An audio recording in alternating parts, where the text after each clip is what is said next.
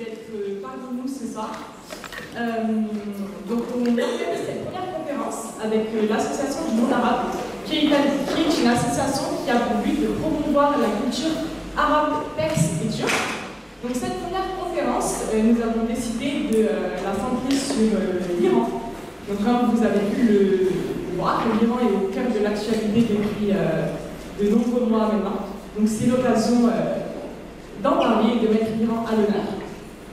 Je me présente rapidement, je m'appelle Shema Yasmoun, je suis étudiante à Sciences Po en 3e année. Je suis également responsable du pôle conférence. Et avec moi ce soir, Maïdi, qui est en 1re année de langue étrangère appliquée. Et nous allons organiser et nous allons animer cette conférence avec nos 2 invités. Donc, nous avons l'honneur d'avoir ce soir avec nous Bernard Mourkat et Mohamed Javad Chafei, dont je vais laisser la parole pour qu'il puisse se présenter.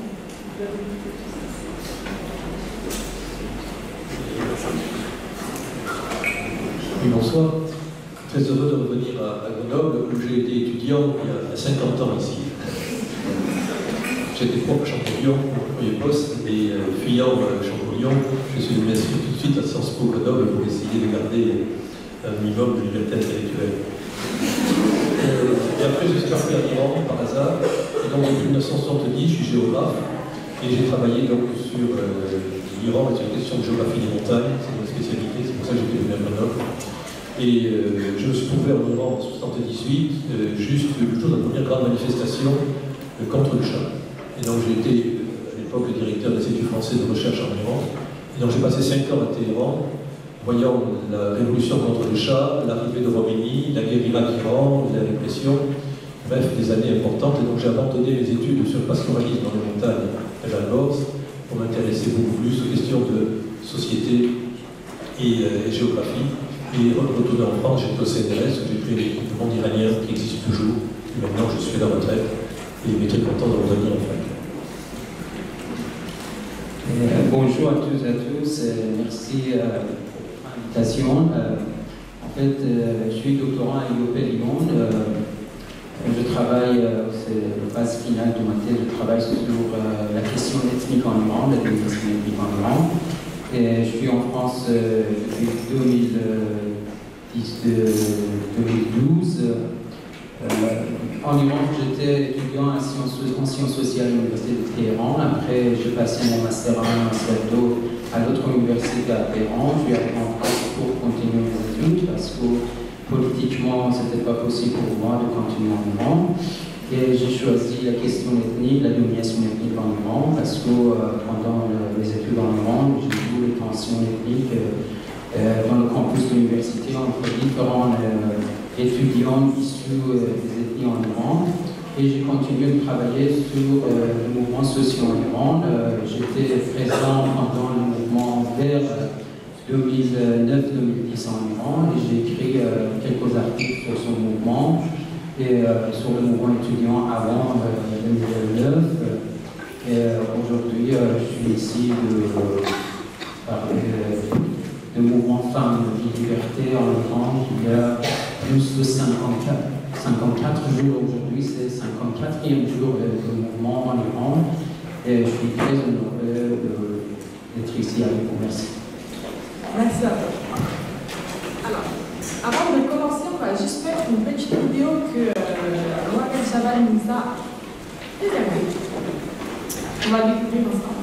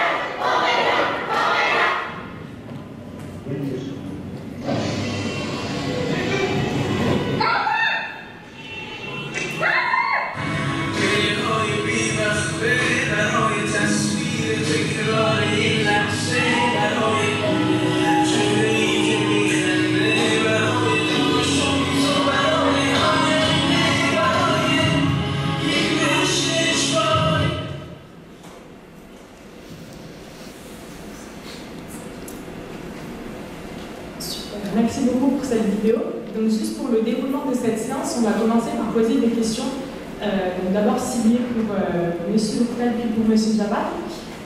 Ensuite, nous allons organiser une session libre de questions. Donc à la fin, on aura 40 minutes de questions que vous allez poser. Donc n'hésitez pas, si vous avez des questions tout au long de la conférence, les écrire sur un bout de papier ou sur vos téléphones que vous voulez, pour ne pas les oublier. Donc à la fin, ce sera vraiment libre et à main levée, on prendra vos questions sans aucun problème. Donc on peut commencer dorénavant, dès à présent, à poser. Alors, Monsieur Lourtel, pouvez-vous nous résumer de manière très brève dans quel contexte politique et institutionnel se trouve l'Iran? Une première chose importante, c'est qu'il se passe des choses importantes en Iran. Ce n'est pas simplement une émeute de femmes, d'étudiantes, comme il peut y en avoir partout. Le phénomène qui se passe là est beaucoup plus important parce qu'il implique il est le résumé, la synthèse de 40 années, 45 années de l'islam politique en Iran. C'est donc un peu le bilan de 43 ans de régime islamique qui est en train de se gérer actuellement de façon dramatique. Autre chose importante, du point de vue institutionnel, l'Iran, bien souvent, on dit que c'est le pays des mollahs. C'est vrai, les religieux islamiques, avec leur turban, avec leur façon d'être, contrôlent le pays, ils sont à la tête du pays, mais c'est une erreur de croire qu'ils sont tout seuls. Il y a en effet en Iran des religieux qui jouent leur rôle dans les institutions, et également les anciens combattants. Ne pas oublier que la guerre Irak-Iran, 8 ans de guerre de 80 à 88, a soudé tous les Iraniens autour du gouvernement de Khomeini à l'époque, et donc a permis à la République islamique de s'installer. Il faudrait élever les statues à Saddam Hussein en Iran, parce que grâce à lui, la République islamique a pu être consolidée pendant 8 années et imposer ainsi un régime de plus en plus dur, parce que quand un pays est en guerre, forcément tout le monde se réunit autour du chef d'État, en l'occurrence Khomeini et le clergé islamique, le clergé chiite. Donc le clergé existe, les anciens combattants existent. Ce ne sont pas simplement les gardiens de la Révolution, qui sont très importants, qui sont une armée idéologique, mais c'est aussi l'armée ordinaire, et surtout les millions d'anciens combattants, qui sont des gens qui ont fait un service militaire, mais aussi les bassidjis, c'est-à-dire des miliciens qui volontairement s'engageaient pour être des troupes auxiliaires dans l'armée. Donc ce sont des millions de gens qui ont participé à la guerre, pas forcément pendant 8 ans, mais pendant 6 mois, pendant 1 an, et qui ensuite sont revenus à la vie civile, ont bénéficié comme anciens combattants de beaucoup d'avantages. Et ça peut être très important pour comprendre ce qui se passe actuellement en Iran. Et il y avait dans la Croix, le journal La Croix de ce matin, un reportage sur le fait que la répression est menée par des bassidjis, par des gens ordinaires. Effectivement, ce n'est pas uniquement la police ou l'armée qui fait la répression, mais ce sont ces gens ordinaires qui sont liés à la République islamique pour des questions familiales, historiques, et qui donc défendent le système, ils en sont convaincus, et pour avantage matériel aussi. Il y a une troisième catégorie de gens en Iran qui sont des technocrates islamiques. C'est-à-dire que le pays en Iran est un pays qui marche assez bien. Il y a l'électricité, il y a Internet, ça marche, on ne s'est pas coupé.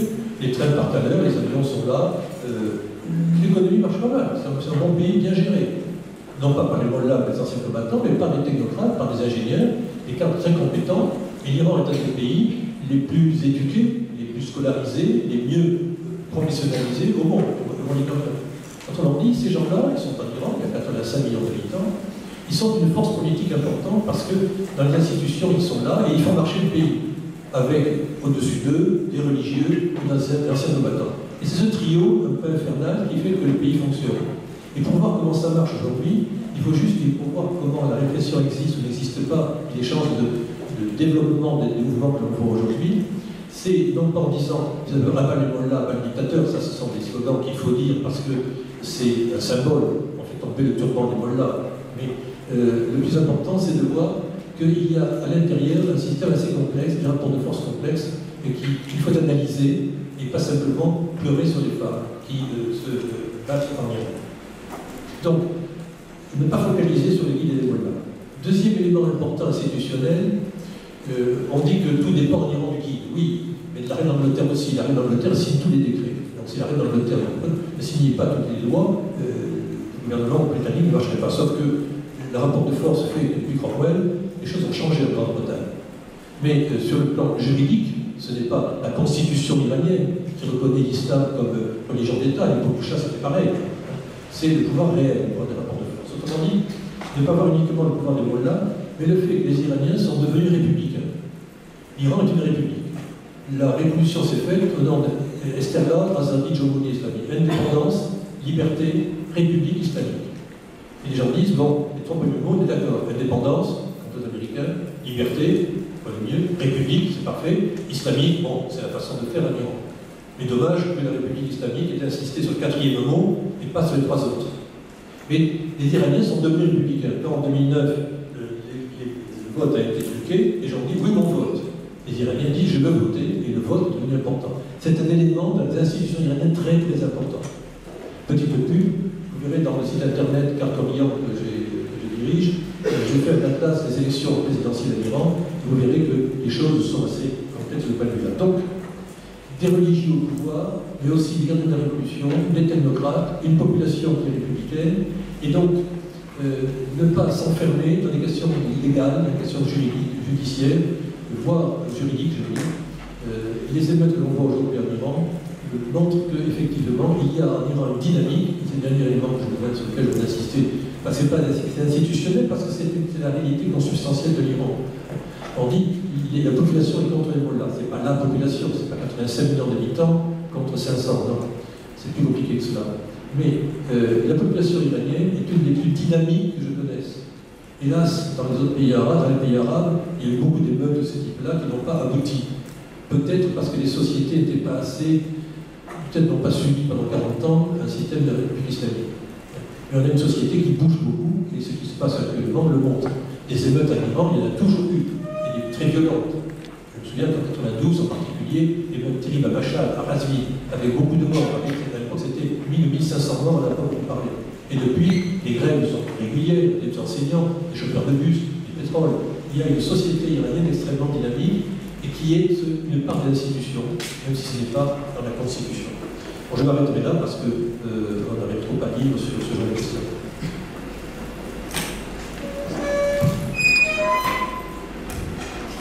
Merci beaucoup pour cette réponse bien détaillée. J'ai juste maintenant une question pour vous, M. Mohamed Javad. Donc, depuis la révolution islamique qui date de 1979, l'Iran a connu différents mouvements de contestation de manière sporadique, tels que le mouvement vert de 2009, que vous détaillez très fortement dans vos thèses. Quels ont été les impacts de ce mouvement sur le pays et quel lien pouvez-vous faire avec ce qui se passe actuellement en Iran? Merci. En fait, le mouvement vert de 2009-2010 était un mouvement réformiste contre la fraude électorale, plutôt déroulé dans quelques grandes villes comme Téhéran, mais il n'a pas touché la plupart des grandes villes, les villes de taille moyenne, les petites villes.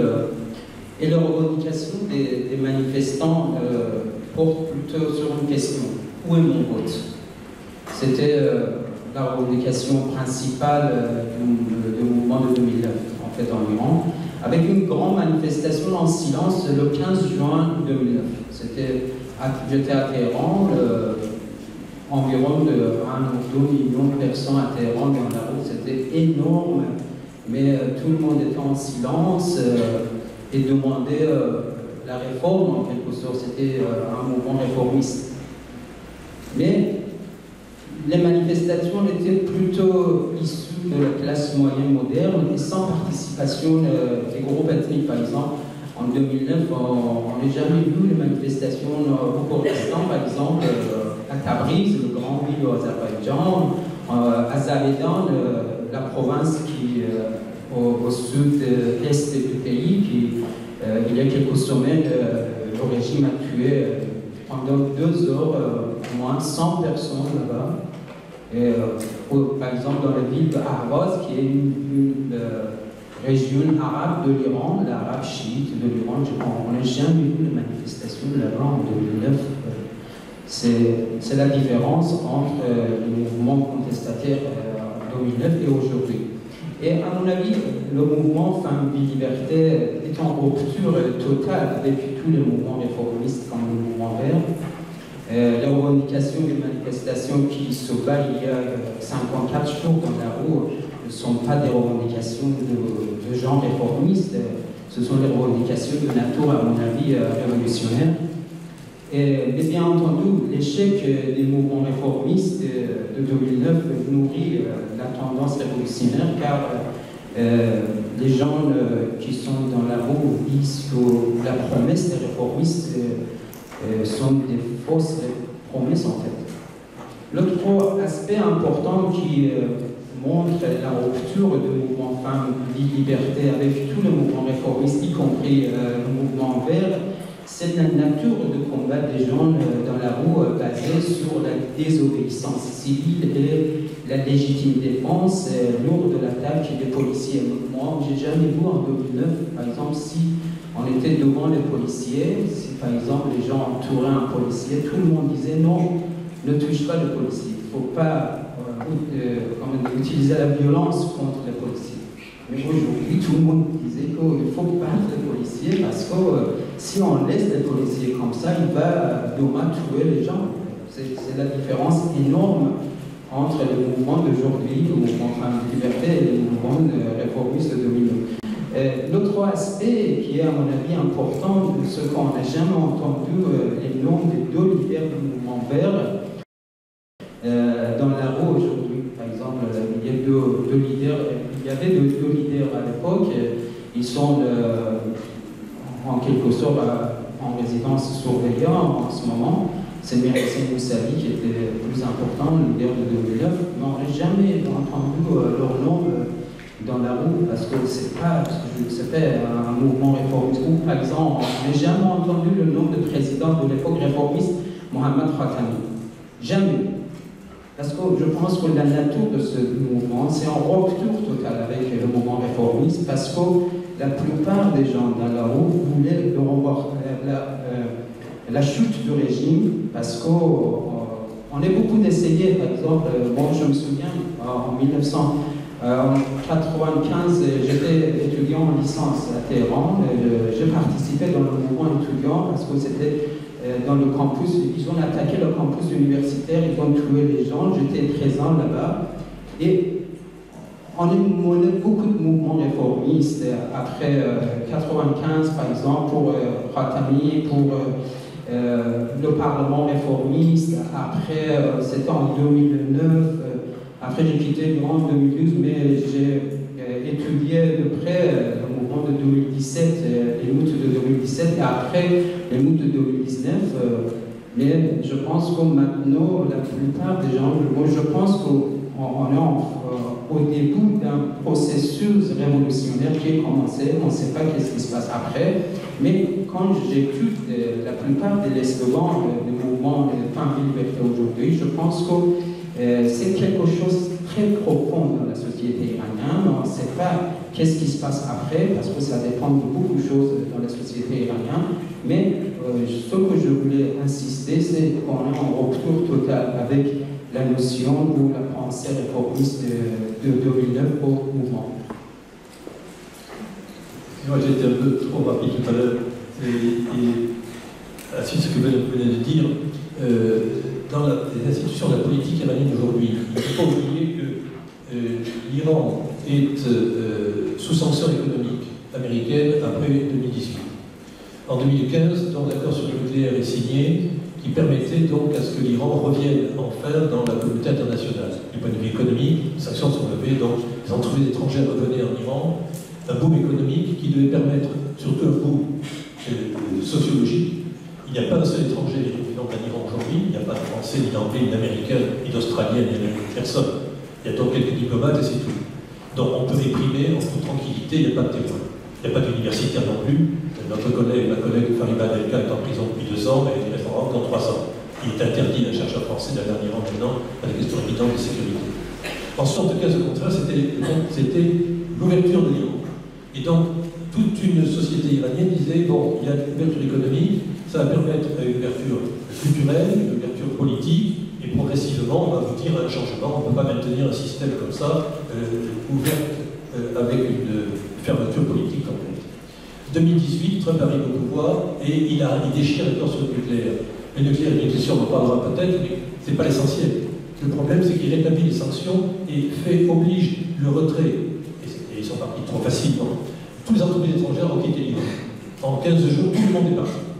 Résultat, les ingénieurs iraniens qui avaient un beau travail chez Peugeot se sont retrouvés au chômage parce que l'usine a disparu en 15 jours.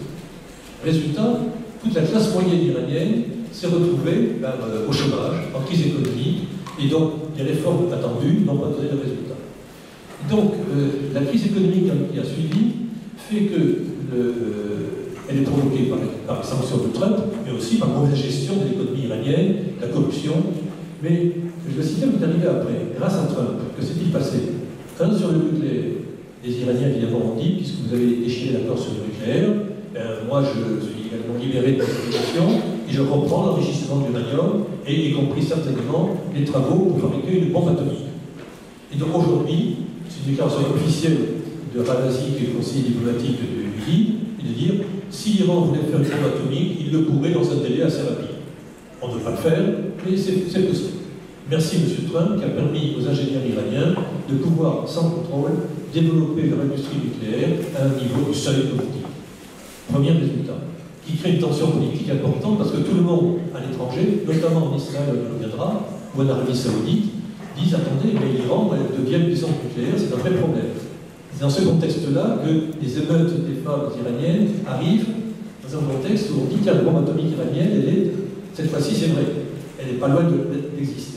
Ce qui explique pourquoi les pays étrangers n'ont pas réagi concrètement. On y reviendra aux émeutes qui leur ont un soutien moral en disant vive les femmes iraniennes et les baratins uniquement cosmétiques. Donc le nucléaire a avancé. Deuxièmement, voyons que, et vous venez d'en parler, les réformateurs n'ont pas réussi à imposer le système, à faire que les Américains ne partent pas, ou au moins imposer à ce que les Européens bagarrent pour rester en Iran, même si les Américains s'en sortaient. Les Européens n'ont pas réagi du tout, les Russes et les Chinois pareil. Résultat, les conservateurs en Iran ont pris le pouvoir. Raisi a été élu en juin 2021, sans concurrence, parce que les candidats réformateurs n'existaient même pas. Aucun n'était capable de se présenter librement. Il a été élu par une espèce de plébiscite et surtout une abstention massive de beaucoup de bulletins blancs. Peu importe, et Raisi n'est pas un idéologue, c'est un apparatchik. Il était haut fonctionnaire dans les prisons ou dans différents ministères. Donc, Trump a réussi à développer le nucléaire iranien, à mettre au pouvoir les plus radicaux des Iraniens, éliminant complètement, discréditant les réformateurs, et troisièmement, désespérer la société iranienne. Les gens sont au chômage, crise économique énorme, 50% d'inflation, c'est la ruine complète. Et donc, désespoir de la classe moyenne iranienne, la plus dynamique du Moyen-Orient, qui se retrouve par terre, chaos debout. Et c'est à ce moment-là et ce qui explique que finalement, aujourd'hui, c'est une grande question, on va en débattre, je pense, c'est au cœur du sujet de ce soir, que cette classe moyenne iranienne n'est pas rentrée dans le mouvement. Parce que dans ce mouvement, vous avez rappelé, en 2009, là, le mouvement vert, il n'y a peut-être pas eu de mouvement vert, justement, ça s'est arrêté assez rapidement. Et une manifestation colossale contre le vote. Et c'était, je dirais, les intellectuels de gauche qui font ça, c'était les hommes politiques. On plaidait pour que soit élu M. Moussavi, qui était le Premier ministre du Royaume-Uni pendant la guerre Irak-Iran. J'étais un Iran à ce moment-là, Moussavi n'était pas l'exemple de démocratie, de liberté. Donc, c'était les gens de la génération de la Révolution qui ont dit attendez, non, nous sommes républicains, on veut une vraie élection, on veut Moussavi, on ne veut pas Ahmadinejad. C'est une question de boutique interne au même milieu des politiciens. Ce qui explique qu'à Téhéran, des gens ont bougé, mais dans d'autres régions, ils s'en fichaient pas mal parce que ce n'est pas le problème. Avoir l'un ou l'autre comme président, ça ne changeait pas la affaire. Deuxième chose qui s'est passée ensuite, les émeutes qu'il y a eu après 2018, en 2017, 18 et en 19, on 1500 morts en 2019. Qu'est-ce qu'il y a eu aux émeutes de 2019 contre le prix de l'essence, contre la cherté de la vie? C'est des émeutes non pas dans les grandes villes, mais uniquement dans les petites villes, dans les banlieues. C'était les prolétaires. Et des amis iraniens m'ont dit, j'ai téléphoné, j'ai dit, mais tu vas manifester, comment? En 2009, tu étais dans la rue, maintenant tu vas rejoindre les manifestants, la jonction des intellectuels et des ouvriers, ça va faire un mouvement révolutionnaire. Je dis, mais non, c'est le global prolétariat. Ce sont des gens inéduqués. Moi, j'ai un doctorat, là, je suis universitaire, je suis à Téhéran, je n'ai pas comme manifester avec ces clous du sud de la ville. Et puis, on ne sait pas très bien qui ils sont. Il réclament un peu d'argent. C'est pas essentiel. La liberté, c'est plus important. Donc, ce mouvement économique n'a pas eu de succès. Troisième événement, la troisième génération. Les premiers, c'est les fils de Rouhani, c'est en 70 ans. Les deuxièmes, c'est les petits-fils de Roménie, qui ont 30-50 ans, les plus nombreux. Les troisièmes, ceux qui ont 20 ans. Et aujourd'hui, ce sont des arrière-petits-fils de Roménie, je dis Roménie volontairement, parce qu'ils ont grandi dans cette république islamique, ils en sont des enfants, et ils se révoltent contre le grand-père. Et c'est une révolte qui est culturelle, elle n'est pas politique, elle est aussi politique, elle n'est pas économique, elle est aussi économique, elle est culturelle. C'est femme, liberté, vie. Les gens veulent vivre, ils veulent respirer simplement. C'est une revendication exorbitante, bien évidemment, qui fait qu'elle est irréductible. Et on a en Iran, justement, ces trois générations, des petits-fils de Roménie, des fils, des petits-fils et arrière-petits-fils qui se révoltent. Ce que l'on voit en Iran aujourd'hui du point de vue institutionnel, ce ne sont pas des femmes sans foulard qui manifestent, il y a quelques-unes qui enlèvent le foulard, ce sont des femmes habillées traditionnellement avec un foulard qui réclament la liberté. Ce sont des gens de classe moyenne. Ce ne sont pas les intellectuels riches qui viennent de Californie ou du quartier latin, de Grenoble. Non, ce sont des Iraniens ordinaires qui sont les enfants des Bassidji. Le grand-père a fait la révolution contre le Shah, il a fait la guerre Irak-Iran, il était un des manifestants contre les États-Unis.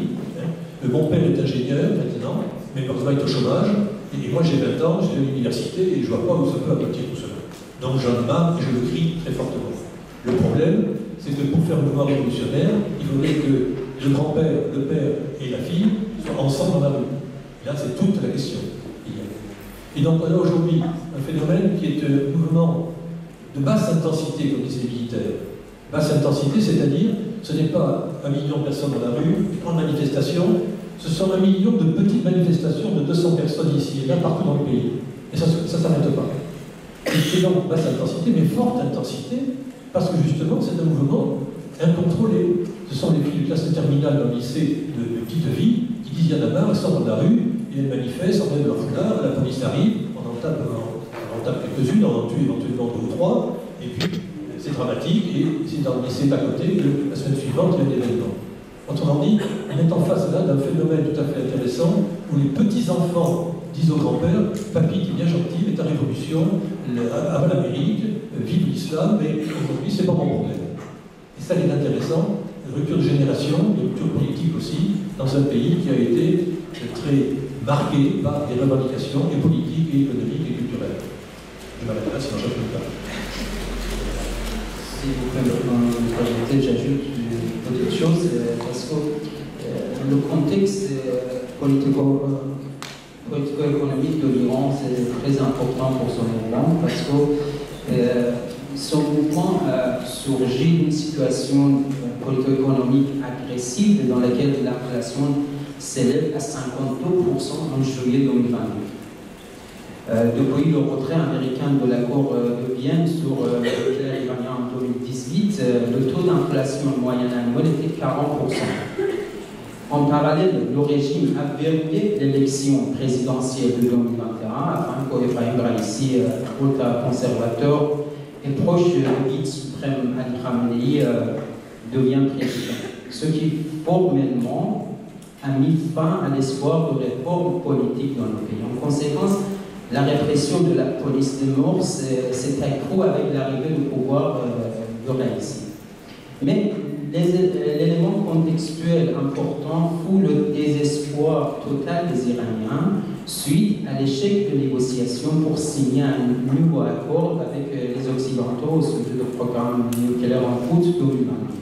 Moi, je me souviens très bien en août 2022, quand on savait que c'est fini, c'est difficile de signer un nouvel accord. Moi, j'ai vu dans la société iranienne, entre les militants, entre les acteurs économiques, un désespoir total dans la société iranienne. Et la population iranienne s'est sentie exactement ce qui décrit la théorie de la frustration relative au sujet de ce qui motive les individus à prendre part aux actions de révolte. Je voulais dire que ce qui est arrivé à 16 septembre en Iran, c'est à la suite d'un désespoir total dans la société iranienne. Ça veut dire que les jeunes générations disaient que, ok, on est attendu à un nouvel accord, on espérait, mais c'est fini, il n'y a pas d'espoir. Et il y a en plus les polices des morts qui tapent sur les jeunes femmes dans la rue. Et vraiment, c'est une combinaison entre les différents éléments de la société iranienne qui surgit ce mouvement. qui est aujourd'hui 54 millions de jours. Cette question s'adresse à vous deux. Comment qualifierez-vous ce qui se passe en Iran? Peut-on parler de révolte ou est-ce les prémices d'une révolution? Mohamed, vous pouvez commencer. Pendant que cette révolution, quand c'est fini, tiens, la révolte a abouti à une révolution. Alors on peut se demander si au départ, il faut voir une chose sur l'Iran, on ne sait pas ce qui s'y passe. Il n'y a pas de témoins, très très peu de témoins. On a des petites vidéos que l'on reçoit d'amis qui réussissent quand Internet fonctionne, ils envoient une vidéo, qui sont mises en scène. Moi, c'est une petite vidéo filmée où quelqu'un s'avance derrière un mollah, fait tomber son mollah, son turban, et on rigole, c'est très amusant. Oui, il y a des photos dramatiques aussi, des gens tabassés dans la rue, à mort. Mais l'Iran, c'est 2,5 fois la France en superficie, c'est 80 millions d'habitants. Il y a près de 400 universités différentes en Iran. Quand on voit ce qui se passe à l'université Sharif, qui est l'équivalent de l'école polytechnique, où effectivement, il faut casser la barrière entre les réfectoires des garçons et des filles. Bon, c'est un événement important, mais ils savent très bien que jamais on mettra en prison tous les gens de Sharif parce qu'on a besoin d'eux pour le nucléaire ou pour d'autres choses importantes. C'est la grande université formant les ingénieurs. Donc, c'est un événement très important, mais ce n'est pas suffisant. Et de dire, voilà, c'est la révolution parce que la cloison du réfectoire est tombée. Certains disent, regardez, en 1968, c'est parce que les garçons voulaient aller dans le dortoir des filles à Nanterre que les événements ont commencé. Pas une question finalement de liberté sexuelle dans la France des années 68. Effectivement, c'est très important. Mais de là à avoir un mouvement révolutionnaire, pour cela il faut, et on va l'analyser tous les deux, dans quelle mesure il y a une jonction des populations. En 68, c'est quand les ouvriers de CGT ont rejoint le mouvement, quand Renault s'est mis en grève, rejoignant le mouvement étudiant, que vraiment il y a eu un mouvement politique en France important. Tant qu'en Iran, les mouvements ouvriers du pétrole, du transport, de l'éducation nationale, l'ensemble de la population ne suivra pas massivement, non pas ici et là, mais massivement la révolte des femmes et des jeunes, ça ne pourra pas aboutir. Ça ne pourra pas aboutir. Et tant qu'il n'y aura pas au moins l'accord tacite des grands-pères, la première génération, qui disent attention, moi j'ai fait la révolution pour l'indépendance, la liberté de la République, la liberté n'y est pas, bon, j'en ai marre des mollahs les plus radicaux et je soutiens le mouvement. Il faudra, c'est pas le cas actuellement, parce que tout le monde est écrasé par la situation, il ne voit pas sur qui il pourrait compter. On a fait une révolution en 78, on a des résultats. Le chat, c'est pas brillant, la République islamique, c'est pas non plus ce qu'on espérait. Donc, faire une révolution pour avoir encore pire, avoir un général radical, un Bonaparte à l'Iranien, pas Bonaparte, mais Napoléon à l'Iranien, encore plus radical, c'est une révolution, pas forcément dans le bon sens. Donc, soyons un peu prudents là-dessus, et pour ne pas trop se réjouir en disant ça y est, je reçois tous les jours, par email, des formations d'amis iraniens ou des journalistes qui me disent regardez tout ce qu'il y a comme événement, ça y est, dans le pétrole, ils ont fait grève ici et là. Ils ont toujours fait grève dans le pétrole, c'est pas nouveau. On a toujours fait grève à FTP, à Sucre, à FTP. On a toujours fait grève dans l'éducation nationale et chez les chefs de bus de Téhéran. Ce sont quelques secteurs où il y a une tradition de lutte ouvrière. Mais ce n'est pas la grève générale en Iran. Donc soyons prudents parce que c'est bien joli depuis Grenoble, Paris ou Washington de dire aux filles iraniennes allez-y, faites-vous massacrer, envoyez-nous la vidéo pour le journal 20h. Ça fait penser au général Nivelle qui en 1917 a envoyé à Verdun 300 000 hommes pour se faire tuer dans les mitrailleuses allemandes. Et il admirait ensuite le courage des soldats français qui se sont fait massacrer au nombre de 200 000 en l'espace de 6 mois. Bravo. C'est un peu scandaleux. Excusez-moi d'être un peu véhément, mais il se passe des choses importantes en Iran. On ne peut pas s'amuser depuis ici, depuis l'étranger, où il y a une émotion légitime, et une bonne émotion. J'ai signé moi aussi une pétition qu'il fallait, une protestation.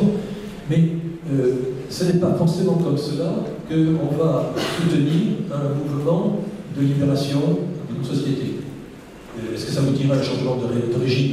C'est la question des Iraniens, on n'a pas à s'immiscer dans cela. Par contre, en tant que citoyens, nous avons à agir pour que les Iraniens soient libres de faire quelque chose. Or, nous intervenons en Iran. Les sanctions économiques contre l'Iran, on n'a pas le droit d'acheter un stylo à l'Iran. On n'a pas le droit de vendre des cacahuètes à l'Iran. C'est interdit, ça n'existe pas. Donc nous nous avons une ingérence dans l'économie iranienne, dans la politique iranienne considérable. Libérons les Iraniens. Voyons comment le faire, c'est pas simple. Donc la révolution ne pourra intervenir que s'il y a effectivement un minimum de liberté, de marge de manœuvre qui n'existe pas pour l'instant. Donc soyons prudents pour ne pas croire qu'une révolution est en marche. Elle est en marche depuis le premier jour d'une révolution, c'est tous les jours en marche.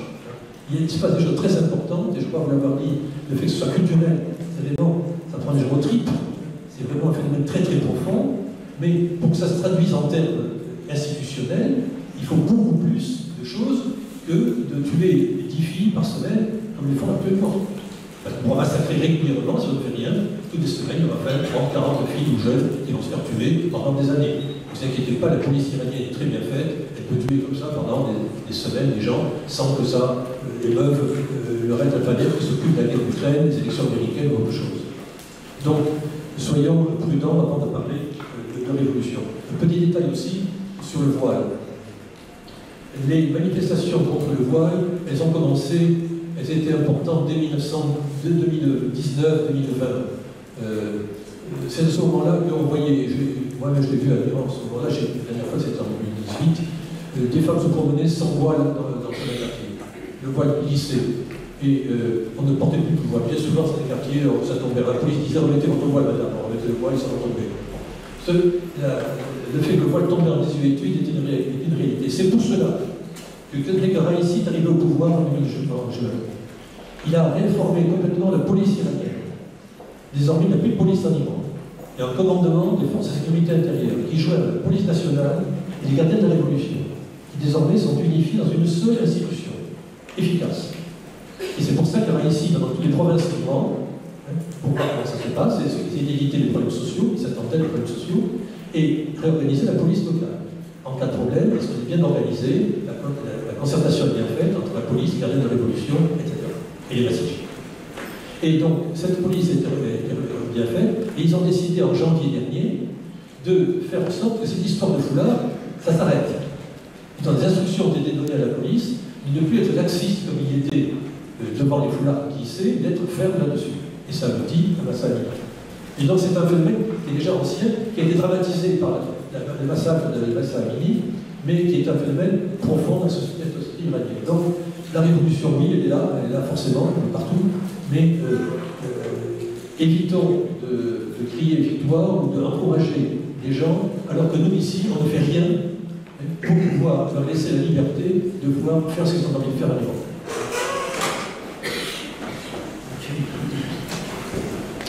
En fait, je pense que c'est notre mission en chercheur dans le domaine des mouvements sociaux d'identifier son mouvement et identifier quelle est la différence entre ce mouvement et le mouvement réformiste auparavant. Ce qui est important pour moi, parce que j'étais présent dans tous les mouvements réformistes jusqu'à 2012, je pense que la nature de ce mouvement est complètement différente. Moi, c'est pour ça que moi, je pense que c'est au début d'une dynamique révolutionnaire en Iran. Je dis au début parce que la première phase du processus révolutionnaire en Iran, je ne dis pas que, par exemple, dans quelques semaines, quelques mois, on va renverser le régime. Je ne sais pas, parce qu'il y a beaucoup d'éléments qui interviennent dans ce processus. Mais vraiment, parce que je parle avec mes amis qui sont professeurs de sociologie à l'université à Téhéran, dans notre ville, je parle avec les gens ordinaires, par exemple, dans une petite ville au centre du pays. C'est complètement différent du mouvement réformiste de 2009 et du mouvement vert.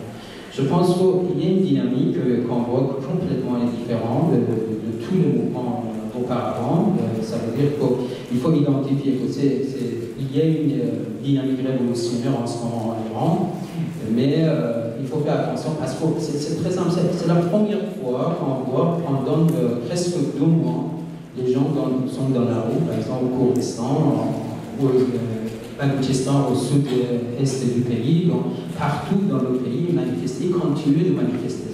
Je n'ai jamais vu 54 jours de manifestation en Iran. C'était plutôt après une semaine de manifestation, le gouvernement a réussi à réprimer tout le mouvement, après une semaine. Mais maintenant, je pense qu'il y a une dynamique différente. Il faut identifier cette dynamique, il faut faire la recherche sur cette dynamique. Moi, personnellement, ça fait vraiment 2 mois que j'ai arrêté tout le travail et je suis en train de discuter avec les gens en Iran, je suis en train d'écrire sur ce mouvement pour comprendre qu'est-ce qui se passe exactement dans le pays. Par exemple, il y a quelques vidéos qui viennent de l'Iran, mais par exemple aujourd'hui, j'ai vu quelques vidéos postées sur les réseaux sociaux après 1 mois. Parce que les gens dans une petite ville qui n'avaient pas d'Internet ou accès à l'Internet, ils n'arrivaient pas de poster sur les réseaux sociaux. Mais aujourd'hui, par exemple, avec l'Internet, je ne sais pas l'Internet dans votre ville, l'Internet de la maison, ils ont arrivé de poster ces vidéos sur les réseaux sociaux. Ça veut dire qu'on ne connaît pas exactement ce qui se passe en Iran. Moi, je pense que le mouvement est beaucoup plus vaste que ce qu'on voit sur les réseaux sociaux. Je pense que c'est partout dans le pays, mais les vidéos qui viennent sortir du pays est sélectionnées dans quelques grandes villes ou dans Kurdistan, Zahedan. Par exemple, ce qui se passe au nord de l'Iran, dans une province qui s'appelle la province de Mazandara, est complètement ignorée. Mais c'est la 2e province qu'on a vu qu'après le Zahedan, après le Kurdistan, beaucoup morts dans la province de Mazandara. Et personne ne peut faire attention à ce problème.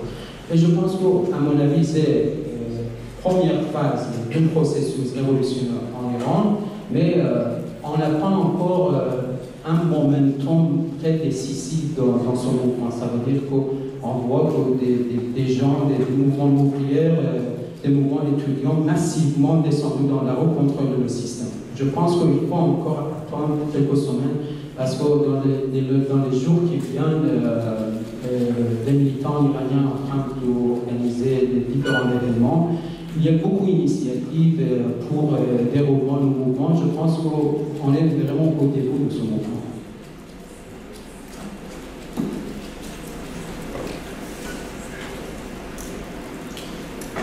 Merci beaucoup. Merci beaucoup pour ces réponses. Alors peut-être une question pour replacer un peu l'Iran dans un cadre un peu plus large. Donc quel lien pouvez-vous faire avec les printemps arabes de 2011? Quelle est l'influence des événements en Iran sur ces pays voisins qui présentent certaines caractéristiques communes et qui rencontrent des défis sociétaux similaires? Alors passer directement de l'Iran au printemps arabe, il y a peut-être d'autres choses qu'on pourra revoir sur l'Iran après. Les printemps arabes étaient, de mon point de vue, ce que les Iraniens ont fait en 77-78, c'est-à-dire une société transformée. L'Iran des années 78-80 est un Iran complètement bouleversé, avec une jeune bourgeoisie moyenne, d'origine populaire, qui ont dit au Shah, il y en a assez, et donc dégage. Et dans ce phénomène de dégagisme, on l'a retrouvé en Égypte, en Tunisie ou en Algérie. C'est la même société, sauf qu'en Iran, les réformes ont été faites dans les années 60. En Algérie, à l'époque, il est indépendante en 60, il y a un décalage de plusieurs années, de 40 ans, du point de vue histoire intérieure. Non, mais c'est chaque fois, ce qui se passe en Algérie et l'Irak, c'était la révolte, effectivement, des gens d'une dernière génération qui ont dit en Algérie, papy, tu as fait la guerre d'indépendance contre les Français, c'est bien joli, mais c'était il y a trop longtemps. Aujourd'hui, j'ai d'autres ambitions. C'est la même dynamique. L'Astari au Caire, c'était pareil. Sauf que chaque pays a ses spécificités. Ce qui est important, c'est de voir que dans tout le Moyen-Orient, dans tous les pays, avec chacun leurs caractéristiques, il y a ce mouvement de la génération il y a 20 ans qui sont en décalage par rapport aux institutions et aux sociétés qui sont mises en place. Il y a les institutions, mais aussi la société traditionnelle. Et donc, une question que je me pose, c'est la question du dégagisme. Moubarak est parti, le Shah est parti, Ben Ali est parti, Saddam Hussein est parti, etc. Et on voit que le résultat n'est pas très brillant derrière. Et c'est le rôle des sociétés traditionnelles, je dirais, du paternalisme. Dans les pays musulmans, la société traditionnelle le paternalisme est un peu sanctifié par l'islam, qui encourage le traditionnalisme, que l'on trouve aussi bien en Italie du Sud ou en France, dans bien des quartiers. Mais il y a dans le monde musulman une plus grande tradition, une espèce d'osmose entre traditionnalisme paternaliste et religion, pour des questions locales. je me demande s'il n'y a pas là une question importante à travailler au point de vue politique. Et le rôle des institutions religieuses ou socio-religieuses dans tous les pays qui contribuent finalement à calmer la situation, à la gérer. De façon dramatique. Quand Daesh explose, c'est parce que tout a échoué. Les magouilles de l'Iran, magouilles c'est un terme modeste, de l'Iran en Irak, le fait que les Américains ont éliminé complètement la police et l'armée de Saddam Hussein, fait le pays est en déshérence, et donc tout le monde dit l'islam c'est la solution, et les militants bassistes de Saddam Hussein intègrent Daesh, et font ce qu'avait devenu Daesh, l'islam traditionnel étant la solution. Les talibans qui reviennent d'Afghanistan, c'est pareil. 10 ans de guerre, des milliards et des milliards de dollars investis pour strictement rien. Alors qu'il suffisait à l'époque simplement de scolariser les filles d'Afghanistan, pour qu'aujourd'hui, effectivement, la scolarisation des filles ne pose plus de problème en Iran et en Afghanistan, talibans ou pas talibans. Résultat, il y a ce problème de la société traditionnelle. Avec un détail sur l'Iran, il existe en Iran une fondation extrêmement puissante qui est la Staneros. La Staneros al-Azali, c'est la fondation qui gère le pèlerinage de l'imam Reza à Machhad. C'est le plus grand pèlerinage du monde, avant la Mecque ou Rome. Tous les Iraniens s'appellent Reza, sauf vous. L'imam Reza est enterré en Iran, donc depuis sa famille du XVIe siècle, ce sanctuaire fait l'objet de tous les pèlerinages des Iraniens. On y va tous les ans si on peut, on se fait enterrer à Machhad, bref, c'est le cœur de l'Iran. La tradition veut, dans l'Iran, que lorsque quelqu'un décède, il donne donc un 6e de ses biens à une fondation religieuse. Ça permet, comme on voit au paradis, de dire, vous voyez, j'étais généreux, donc on rentre au paradis. Donc, depuis le XVIe siècle, les riches bazaris iraniens, les grands propriétaires iraniens, ou les modestes boutiquiers iraniens, donnent un 6e de leurs biens à des fondations religieuses. La Staneros de Machhad, étant la plus célèbre, reçoit donc depuis le XVIe siècle des millions de milliards de dollars, de riyals, de ce que vous voudrez, qui sont dans les mains d'Imam Reza. Qui fait qu'actuellement, c'est la plus grande entreprise d'Iran dont le budget est supérieur à celui du budget du pétrole iranien. Et actuellement, c'est le plus grand propriétaire foncier au monde. C'est le plus grand propriétaire industriel en Iran. Il possède des industries automobiles, travaux publics. On parle des gardiens de la Révolution, qui sont actifs en économie. Oui, mais la Staneros de Machhad est plus puissante que les gardiens de la Révolution. Et qui dirige la Staneros? Un religieux nommé par le chef de l'État. C'est le Shah qui était lui-même le gérant de cela. Quand il est parti, Khomeini a nommé un de ses amis, qui est mort il y a 4 ans. Il est resté en position tout le temps. Le président change en Iran, tout change en Iran, sauf le gérant de la Staneros. Qui a été le gérant de la Staneros après la mort du prédécesseur? C'est le gérant ici, président de la République aujourd'hui. Et donc, cette tradition à Machhad, c'est l'islam traditionnel, l'islam national. C'est pas l'islam révolutionnaire de Rome. C'est l'islam qui dit, bon, écoutez, les femmes ont toujours porté le chador dans ce pays, donc c'est national, c'est pas religieux. Mademoiselle, s'il vous plaît, remettez votre chador, non pas au nom de l'islam, mais au nom de la culture iranienne, de la tradition, n'est-ce pas, soyez modestes. Et ainsi, il y a un paternalisme qui fait qu'en matière de contraception, par exemple, ce mouvement a fait en sorte que la sécurité sociale iranienne donne plus de contraceptifs gratuitement dans les milieux ruraux. Résultat, la contraception est beaucoup plus difficile. Et donc, d'avoir 12 enfants, c'est très bien. Donc, il y a, au niveau du paternalisme, un retour important. Et donc, c'est un phénomène qui concerne, je crois, l'ensemble du monde musulman. Le rôle de ces fondations, de ces structures qui ne sont pas politiques, qui ne sont pas strictement religieuses, qui sont socio-religieuses, socio-culturelles, qui sont dans l'état actuel de déréliction à qui se fier. Il n'y a plus de communistes, il n'y a plus de libéraux, c'est pas Trump ni Poutine qui sont des valeurs montantes intellectuelles, et donc revenons à des choses un peu traditionnelles. Et maintenant, les talibans reviennent à l'Afghanistan normalement sans coup férir, c'est normal. Ils sont les seuls capables de gérer le pays, puisque les grandes puissances mondiales pendant 10 ans n'ont rien fait. Donc, il faut s'interroger sur cela, qui je crois est un élément important, et je crois qu'on viendra ensuite dans la discussion sur qu'est-ce qu'on peut faire aujourd'hui pour que les choses avancent. À mon avis, si on identifie le mouvement du printemps arabe comme le mouvement de dégagisme, ça veut dire que le leader autoritaire, dictateur doit dégager. Je pense que le mouvement Fin de liberté est exactement inscrit dans la logique du printemps arabe, parce que ce qu'on entend dans la rue il y a 54 jours, c'est les slogans partout dans le pays.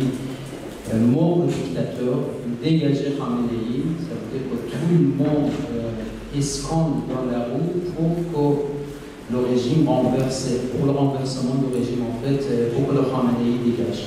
C'est la similarité entre le bout de ce mouvement actuellement en Iran et le printemps arabe.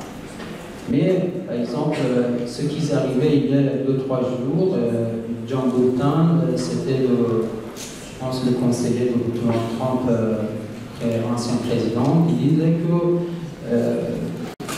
les manifestants en Iran sont armés. Mais c'est faux, il n'y a pas de manifestants armés en Iran. Et, par exemple, on a des partis kurdes armés qui sont au Kurdistan irakien, mais ils ont fait attention, vraiment, ils sont très conscients de la situation dans l'Iran. Je disais qu'on n'intervient pas dans le pays en ce moment. Ça veut dire qu'on laisse des manifestations pacifiques dans le pays, parce que c'est très important. C'est important parce qu'il y a des petits groupes armés au Balkistan, au sud-est de l'Iran, par exemple. Il y a des petits groupes armés au sud dans la province de Khouzestan, qui est la province arabe plutôt. Il y a des petits groupes, mais tout le monde fait attention que ce mouvement reste un mouvement protestataire pacifique. C'est très important. Et les groupes armés sont restés vraiment conscients de cette situation. Parce que depuis 2011 jusqu'à 2017-2019, les réformistes iraniens jouaient avec la carte de la Syrie. Ça veut dire que quand, par exemple, on disait qu'il faut changer la politique iranienne, ils disaient vous voulez changer l'Iran comme la Syrie, ça veut dire un pays complètement détruit. Mais aujourd'hui, on peut dire que c'est le gouvernement iranien qui intervient dans la Syrie avec la Russie pour détruire le pays. Ce n'est pas juste le peuple de Syrie qui prend l'arme pour contester ou pour battre contre le gouvernement. C'est vous qui décidez. C'est maintenant, dans ce mouvement, les militants disaient que si un jour l'Iran devient la Syrie, par exemple, et détruit le pays, c'est à cause de vous. C'est vous qui choisissez cette voie. Ce n'est pas nous qui choisissons. On vient maintenant 54 jours dans la roue, pacifiquement, on demande le changement de la politique.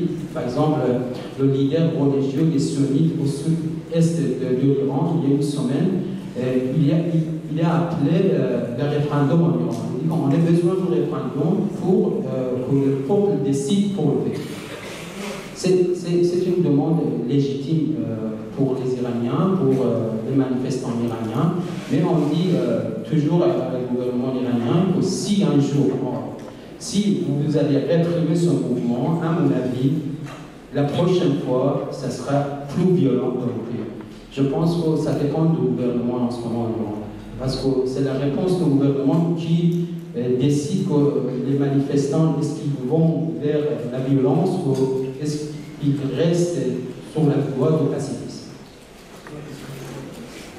C'est moi, excusez-moi. J'ai oublié.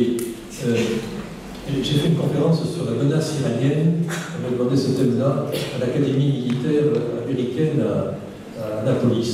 Elle m'a dit, tu as montré comment l'Iran est un pays méchant qui intervient partout. Et la première photo, c'était une photo d'une jolie fille iranienne avec son foulard, disant la menace iranienne, c'est ça. C'était il y a 15 ans de ça. Parce qu'effectivement, la menace iranienne, ce n'est pas une menace militaire, elle existe, avec les milices iraniennes en Syrie notamment, au Yémen, etc. Mais la vraie menace iranienne, c'est une société qui s'exprime par son soft power. La menace iranienne, dans le Moyen-Orient, c'est le soft power iranien. Ce n'est pas, pour l'instant, ce sont des milices, parce que la République islamique fonctionne avec des milices qu'elle envoie pour contrôler militairement et régir à leur tour. Mais on voit très bien les limites de ce mouvement. Et le mouvement des femmes en Iran montre que c'est le cœur, la dynamique profonde de ce pays qui s'exprime. C'est en ce sens-là que c'est le vrai résultat d'une évolution politique très difficile et sociale à cause de la répression qu'il y a en Iran depuis 40 ans, et c'est le cœur de l'Iran, la dynamique iranienne qui s'exprime à travers ces révoltes. Et montrant que l'Iran, qui est capable d'avoir une palme d'or à Cannes, qui est un numéro 1 en matière de photographie, de poésie, d'ingénieurs, ne pas oublier que les Iraniens font une bombe atomique, c'est pas rien, du point de vue technologique. Mettre des satellites sur orbite, ce n'est pas rien, tout seul. Les savants iraniens, les ingénieurs iraniens sont parmi les plus doués, les plus expérimentés, les plus efficaces du Moyen-Orient. Et la liberté des femmes iraniennes, qui respectent ceux qui portent un voile, mais également ceux qui n'en portent pas, c'est un modèle de soft power pour les pays de la région, qui est autrement plus puissant que d'envoyer des milices pour imposer son gouvernement en Irak, au Yémen ou en Syrie. Autrement dit, la vraie menace, entre guillemets, iranienne, pour les établissements des sociétés ou des paternalismes conservateurs de tous les pays du Moyen-Orient, c'est le modèle effectivement de ces femmes iraniennes qui respectent les autres, mais qui exigent aussi la liberté pour elles-mêmes. Et donc, c'est en ce sens-là que ce mouvement est très important, parce qu'il part justement du fond, il part des tripes. Et il n'est pas strictement politique. Évidemment, qui dégage le Khamenei, il y a assez, on reviendra sur les étapes possibles du changement politique, mais fondamentalement, ce qu'il faut voir, c'est à quel point les dynamiques iraniennes sont fortes dans tous les domaines, et ça demande qu'à s'exprimer. Et l'expression, pour l'instant, elle passe par des filles qui, malheureusement, sont un peu isolées et se font massacrer régulièrement.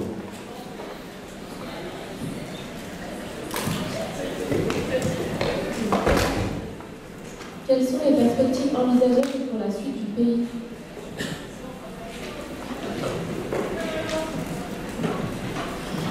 C'est une question à 2 millions de dollars. Je vous donnerai mon numéro de compte en banque. J'ai téléphoné à Dieu avant de venir ici. Il m'a dit, écoutez Dieu, l'Iran, j'en sais rien, c'est un pays, il n'y a pas de solution. Alors, regardons la réalité. Le pays, l'expérience réformatrice, Ratami, réformateur, tout ça, pour des raisons, ça disparaît.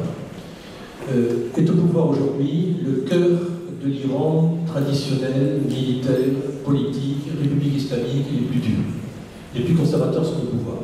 Mais ce sont des gens intelligents. Ça fait 43 ans qu'ils gèrent le pays. M. Khamenei, le guide de la République islamique, est un des chefs d'État les plus expérimentés, les plus avisés au monde. Il sait très bien comment ça marche. Parce qu'il a l'expérience de ça. Il était dans la guerre, il était dans la politique, il était dans la répression. Il connaît parfaitement la machine. Il est capable de gérer ça. Et donc d'imposer ses vues. Il a une expérience en cas. Ne sous-estimons pas du tout les institutions de la République islamique qui sont fortes.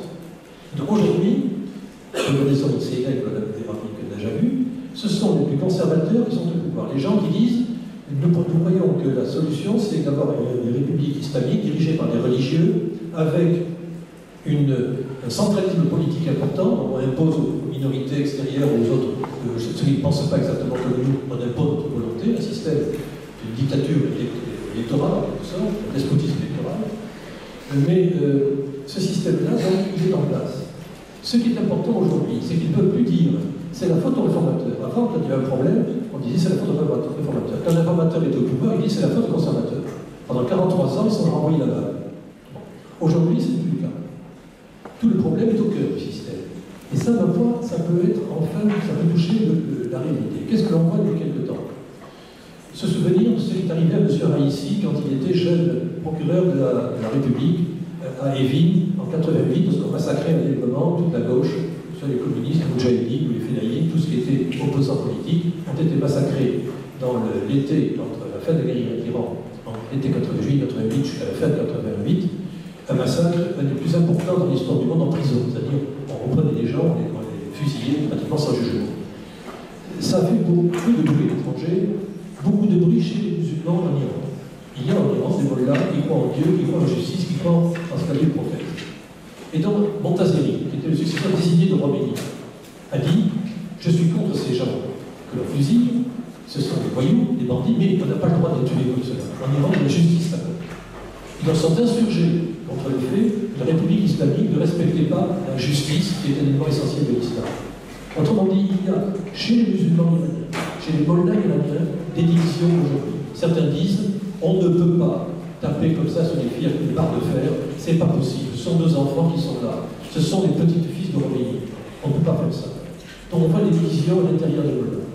On voit des divisions à l'intérieur des gardiens de la Révolution. Le président du Parlement, Raïba, ancien héros de la guerre Irak-Iran, ancien maire de Téhéran, ancien chef de la police iranienne, bon, et le président du Parlement aujourd'hui, il est de ceux qui disent, ils sont, on les appelle néoconservateurs aujourd'hui en Iran, ceux qui disent, écoutez, le régime des mollahs, il y en a assez. Moi je ne suis pas mollah, j'étais un étudiant en chirurgie dentaire, j'ai fait ma carrière dans le cadre de la Révolution, j'ai défendu la patrie, la Révolution, on n'a rien à me reprocher. Je suis dans la ligne. Mais je pense que la solution répressive n'est pas la seule. Il faut ouvrir le pays. J'ai besoin d'entreprises étrangères. Il faut absolument ouvrir économiquement le pays, socialement. La police des mœurs n'est pas une bonne police, elle fait n'importe quoi. On peut très bien trouver des solutions islamiques au voile. Et donc il y a parmi les résultats de la Révolution des gens très traditionnels, mais qui sont ouverts à l'extérieur. Mir Salim, par exemple, que j'ai eu l'occasion de connaître en tant que directeur d'une fondation universitaire, dont j'ai collaboré avec lui quand il était directeur de cela, et le ministre on a pu collaborer. Et c'est un ingénieur formé en France, très intégriste sur le plan religieux, c'est un ascète musulman très convaincu, très intégriste, très traditionnel, mais il dit il faut que l'Iran soit un pays moderne. Et donc il dit tant que la République islamique va faire en sorte qu'il y ait des sanctions économiques, une coupe de l'économie mondiale, ça ne passe pas. Il faut impérativement ouvrir l'économie, en adaptant ensuite la société qui en sera issue, du point de vue culturel, social ou peut-être politique. Et si on veut garder la République islamique forte, il faut impérativement regarder la réalité. L'Iran est un pays en train de s'effondrer du point de vue économique. Donc, faisons des réformes, acceptons des choses. Les divisions à l'intérieur du système sont tous les jours de plus en plus importantes. Et c'est là peut-être qu'on verra arriver une issue politique. Et s'il y a une anarchie, solution Bonaparte. C'est le cas en France. La Révolution française, c'était la chaos, rien n'allait bien. On s'est débrouillé qu'un jeune général dynamique, M. Bonaparte, il n'avait pas trop de scrupules, on le pousse au pouvoir, il prend le pouvoir, et parfois il a remis l'ordre dans le pays. Il a remis l'ordre tout en maintenant les traditions de la Révolution française. Bon, en Iran, certains voient cette solution bonapartiste populiste, s'appuyant sur le peuple, la tradition, une solution. Il y a peut-être d'autres solutions aussi, qui sont, alors je vais directement à ce qui fâche, si on ne fait rien en Iran aujourd'hui, la République islamique, telle qu'elle est aujourd'hui, continue, on tue 20 personnes par semaine, 30 personnes, et ça continuera comme ça longtemps. Ça ne s'arrêtera pas, ça ne prend pas. Dans ce chaos, qu'est-ce qui peut se passer? Le nucléaire continue. Le nucléaire continue, puisqu'il n'y a pas d'accord sur le nucléaire, ça continue. Et les Iraniens sont sur le point de faire une bombe atomique. À Tel Aviv vient d'arriver au pouvoir quelqu'un qui n'est pas tellement favorable à l'évolution positive de l'Iran. Et donc, les Israéliens interviennent militairement pour aller bombarder des sites nucléaires ou autres en Iran, c'est une hypothèse qui est très sérieusement envisagée et envisageable. Si vous avez une attaque israélienne en Iran, le résultat c'est comme en 80, quand Saddam Hussein attaque, tout l'Iran s'unit derrière le chef de l'État pour défendre la patrie, même si ce n'est pas d'accord. Et donc, unité pour refaire un deuxième tour de piste à la République islamique.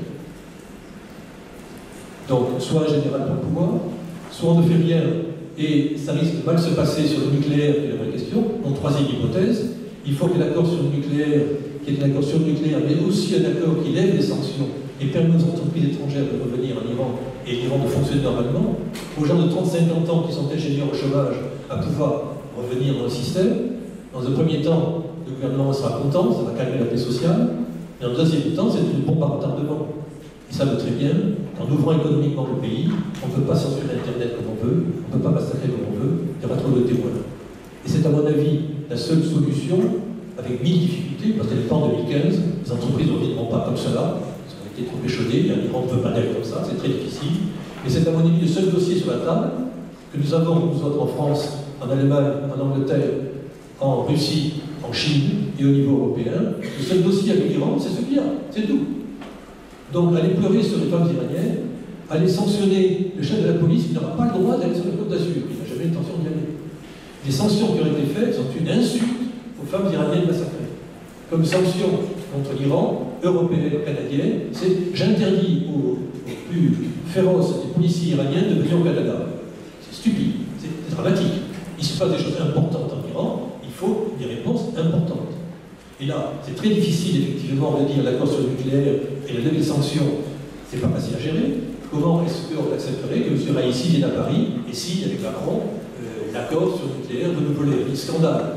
Oui, mais si c'est un moyen pour que, un, la répression s'arrête, soit limitée, et que deux, la société iranienne retrouve des marges de manœuvre pour pouvoir s'exprimer, et faire ensuite le changement politique qu'elle fera, qu'elle ne fera pas, c'est son problème, mais au moins libérer les choses. Pour l'instant, on massacre tranquillement, sans témoin en Iran, et donc toute solution, de mon point de vue, pour réussir à en sortir serait qu'effectivement, de prendre ses responsabilités, c'est très difficile, c'est extrêmement difficile, impopulaire, surtout en Iran, où certains exigent couper les relations diplomatiques, isoler l'Iran, isoler voilà. Non, on n'isolera pas le Iran. On n'isolera pas les regards de la révolution, on isolera le peuple iranien.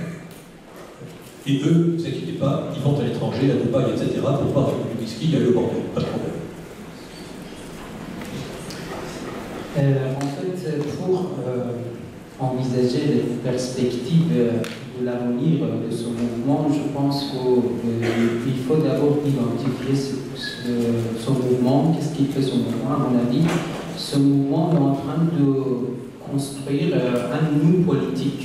Ce qui, vous voyez dans le contexte, dans le livre de populisme de gauche, de Chantal Mouffe, quand il a dit que le mouvement révolutionnaire, le mouvement populiste, c'est un mouvement qui construit un nous. Ça veut dire nous, toutes les personnes qui veulent le renversement de régime, en face de haut, ça veut dire toutes les personnes qui défendent le régime. Je pense que c'est la caractéristique importante de ce mouvement. Ça veut dire on est en train de construire un nous politique, ça veut dire qu'on est tous ensemble.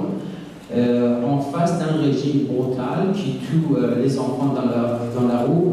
Ils sont tués jusqu'à aujourd'hui 50 enfants entre 11 et 17 ans. Ils ont tué 230 personnes, ce qu'on sache jusqu'à aujourd'hui, dans la rue. Ça veut dire que c'est important. Je pense que bien le contexte, c'est ce que le régime iranien est dans les années à venir, il y a un problème de succession pour le guide suprême Ali Khamenei. Mais ça sera une crise pour le système aussi. Mais à mon avis, on peut envisager deux perspectives.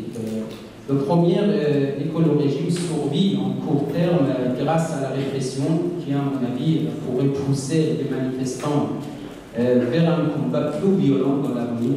Je pense que c'est très dangereux en ce moment parce que ceux qui les manifestants en train de construire, c'est un mouvement révolutionnaire. Et si le gouvernement accentue la répression contre les manifestants, ça sera plus violent, à mon avis, dans l'avenir. D'autres perspectives, c'est que la continuité de protestation jusqu'à surgir un momentum important qui renverse le régime.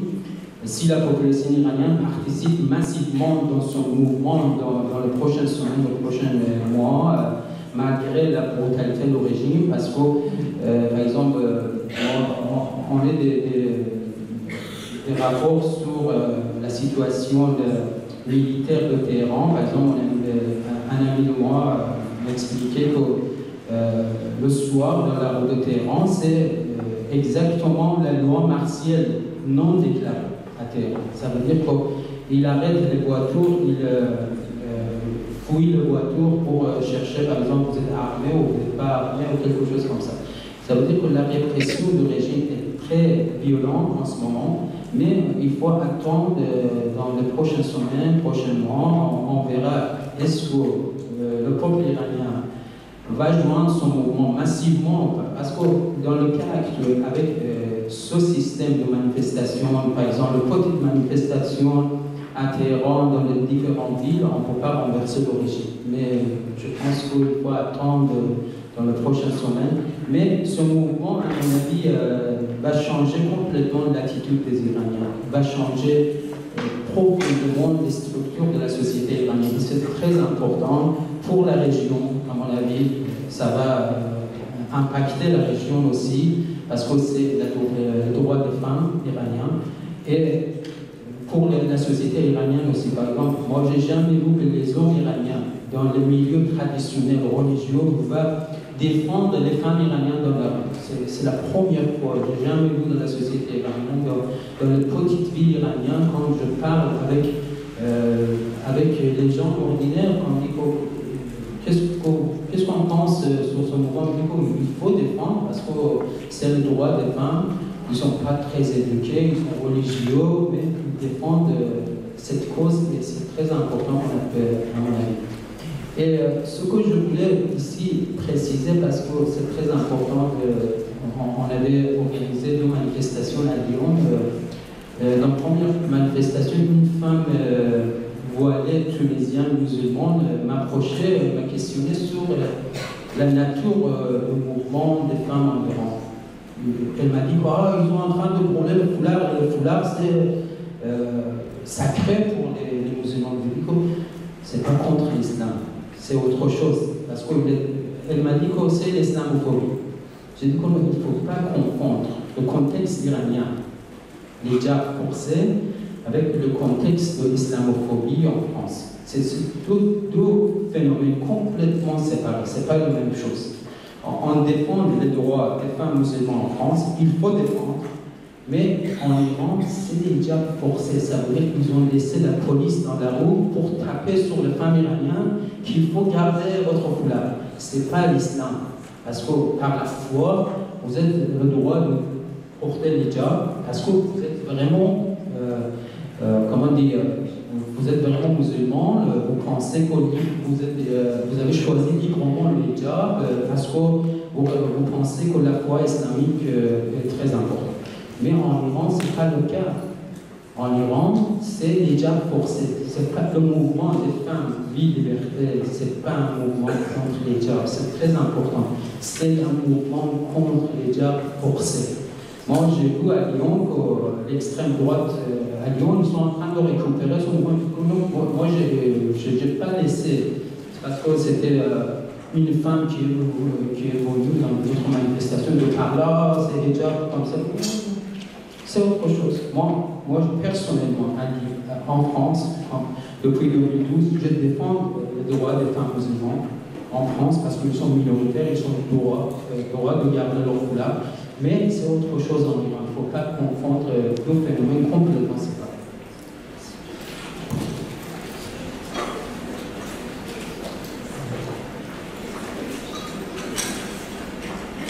Merci beaucoup pour toutes ces réponses très détaillées et très intéressantes. On va maintenant passer à une phase un peu plus dynamique où vous allez poser vos propres questions.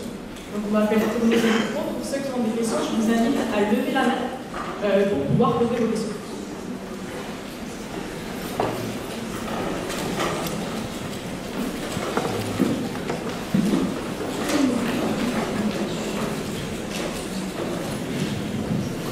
Merci. Je m'appelle Sarah Dubo, je suis une franco-iranienne. Je ne suis pas étudiante, mais je dois être là parce que c'est important de pouvoir soutenir et écouter les gens qui parlent de nous. Avant tout, j'aimerais remercier M. Shafi pour ses réponses qui étaient beaucoup plus près de la réalité qui se passe en Iran. Et j'ai quelques questions et remarques aussi pour M. Fourcade. Au début, vous avez parlé de Mme Adelkha, qui est en prison en Iran.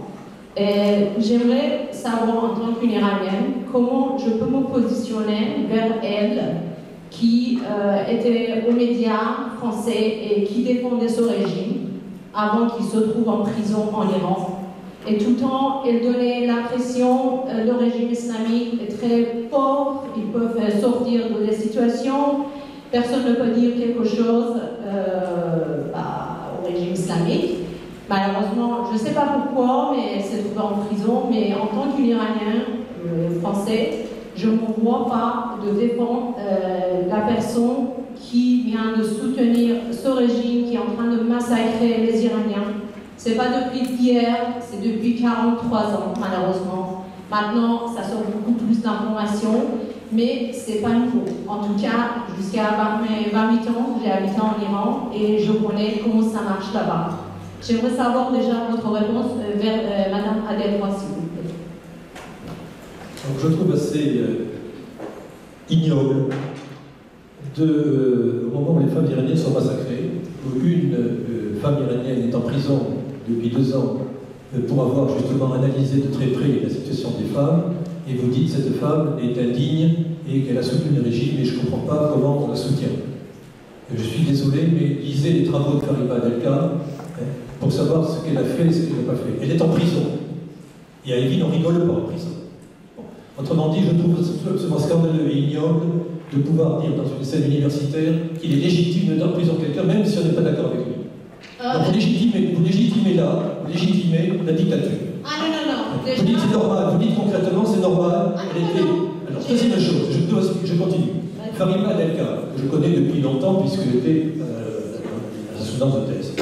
Elle est de celles qui ont montré comment, au début de la Révolution, les femmes iraniennes du milieu traditionnel, en rentrant dans le mouvement révolutionnaire, ont effectivement eu un rôle essentiel dans la chute du Shah, et dans la structuration de la République islamique, et dans la gestion des affaires de l'État, avec le voile. Mais les femmes iraniennes, c'est un fait évident, ont pris le pouvoir, elles ont pris le pouvoir dans la rue, dans les activités, et la dynamique de ce société iranienne, traditionnelle, a été analysée par Fariba pendant des années. Donc, je ne peux pas dire le contraire, c'est un phénomène objectif. Et effectivement, aujourd'hui, ce qui est important justement dans le phénomène des femmes, c'est que ce sont, je disais, de façon caricaturale, des petites filles, voire des petites filles de Khomeini, c'est-à-dire des gens qui sont issus de la classe moyenne iranienne traditionnelle, bon musulmans, qui disent le voile, c'est une question importante, mais pas forcément essentielle. L'important, c'est la participation à la vie sociale, c'est la liberté, etc. Donc voilà le travail de Fariba qu'elle a fait tout le temps. Et donc je ne me permets pas de pouvoir accuser quelqu'un qui est en prison, respecter au moins les gens qui sont en prison. Déjà, si je pose cette question, parce que, évidemment, j'ai regardé aux médias et j'ai tout écouté, comment est présent la République islamique, en tout cas à la télé française. C'est pour ça que j'ai posé cette question. Je ne peux pas dire quelque chose que je n'ai jamais allé regarder ce qui s'est passé. Par contre, ce n'était pas ça. D'autres questions que j'avais, vous avez parlé du président Trump qui a déchiré l'accord de 5 pays avec la République islamique. En fait, j'aimerais savoir qu'est-ce qu'il garantissait si il gardait cet accord. Par contre, il y avait des changements en Iran. Parce qu'on ne peut pas l'ignorer, ça fait 20 ans, il y a une négociation avec ce régime sur l'histoire du nucléaire qui n'a jamais changé. Et j'aimerais savoir comment on pouvait être sûr, même avec M. Barack Obama qui avait l'accord, ils ont envoyé beaucoup d'argent en Iran. En tant qu'Iranien, et je peux dire que je ne crois pas que les gens en Iran aient senti arriver cet argent de pouvoir dépenser pour le peuple iranien, parce qu'ils sont déjà avant le terreur en Iran, ils sont partis au Hezbollah et d'autres régimes terroristes. J'aimerais savoir qu'est-ce que vous pouvez nous assurer si on gardait cet accord, ça garantissait le changement dans notre vie iranienne. Qui peut garantir quoi que ce soit? Regardons les choses telles qu'elles sont. Les négociations sur le nucléaire permettaient d'éviter, qu'il y ait des bombardements en Iran qui fassent 2 ou 3 millions de morts. Vous êtes iranienne, vous avez votre idée sur votre pays, mais je pense que massacrer 1 ou 2 millions de personnes, c'est quand même un problème. Donc il faut éviter cela. Et donc, pour éviter cela, l'accord sur le nucléaire a été signé qui prévoyait surtout la levée des sanctions. Et ce qui s'est passé en 2015, c'est effectivement une ouverture économique qui était également politique. Pourquoi croyez-vous que l'Arabie Saoudite était contre? Pourquoi croyez-vous que Israël était contre? Parce qu'ils savaient très bien que si un Iran qui émergeait non pas avec une arme atomique, mais avec le soft power iranien, les 85 millions d'Iraniens qui ont la capacité et l'expérience politique qu'ils avaient, comme j'essaie de vous le montrer à plusieurs reprises, étaient capables de faire une vraie révolution politique profonde dans tout le Moyen-Orient. Et donc d'avoir un Iran qui soutient les Palestiniens, en réalité, plutôt que de crier « je vais libérer Jérusalem », c'est beaucoup plus grave pour Israël que d'avoir effectivement un Iran qui lance les slogans à la déjà contre Israël. Donc le danger était là. Et en 2015, effectivement, l'ouverture économique devait permettre à la société iranienne de pouvoir d'abord s'intégrer au niveau international, des coopérations universitaires, scientifiques et autres se développer, et l'Iran pouvait sortir de son isolement. Si Trump n'avait pas déchiré l'accord, il y aurait aujourd'hui 300 ou 400 000 étrangers, dont 50 000 Français résidant en Iran aujourd'hui, avec leur famille. Il ne serait pas possible au gouvernement iranien de massacrer les gens comme ils font aujourd'hui. C'est parce que Trump a effectivement déchiré cela à la grande satisfaction des gens au pouvoir en Iran. Les mollahs les plus radicaux n'en voulaient pas de l'accord. Raïssi n'en voulait pas de l'accord. Reinhard n'en voulait pas de l'accord. Et c'est donc justement en leur imposant cela aujourd'hui qu'on peut essayer de dire sortons des Iraniens de l'isolement et venons effectivement au secours des Iraniens pour qu'ils puissent s'exprimer. Ensuite, qu'est-ce qui peut se passer physiquement? J'en sais rien, on ne peut pas deviner l'avenir. Je crois qu'il faut passer la parole à d'autres personnes. Oui, mais désolé, moi, justement, j'ai l'impression ici, il y a la réalité qui je parle de la réalité, moi, je ne parle pas pas de Vous sport. parlez de radical et laïcité. En fait, c'est un système. Ils sont tous pareils. Désolé. Alors, merci beaucoup pour cette réponse. Merci beaucoup pour cette conférence. J'ai une petite question, ça va plutôt être pour M. Chafi, mais vous pouvez y répondre aussi. Vous travaillez sur les minorités en Iran, vous avez rapidement évoqué l'absence de mouvement en 2009 à Tabriz. Comment est-ce que vous expliquez l'hyper-intégration historique de certaines communautés, comme la communauté azérie par exemple, au sein du système iranien, et notamment aujourd'hui dans ce que M. Ourkad a défini comme le groupe des technocrates islamiques?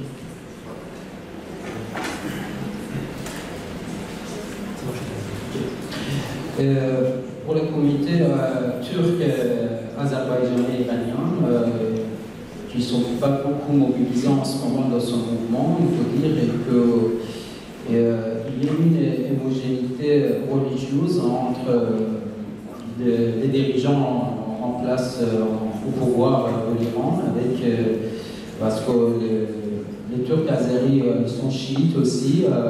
Ils ont participé massivement dans la guerre Iran-Irak, d'abord. Et aussi, il n'y a pas beaucoup de mouvements de gauche dans l'Azerbaïdjan iranien.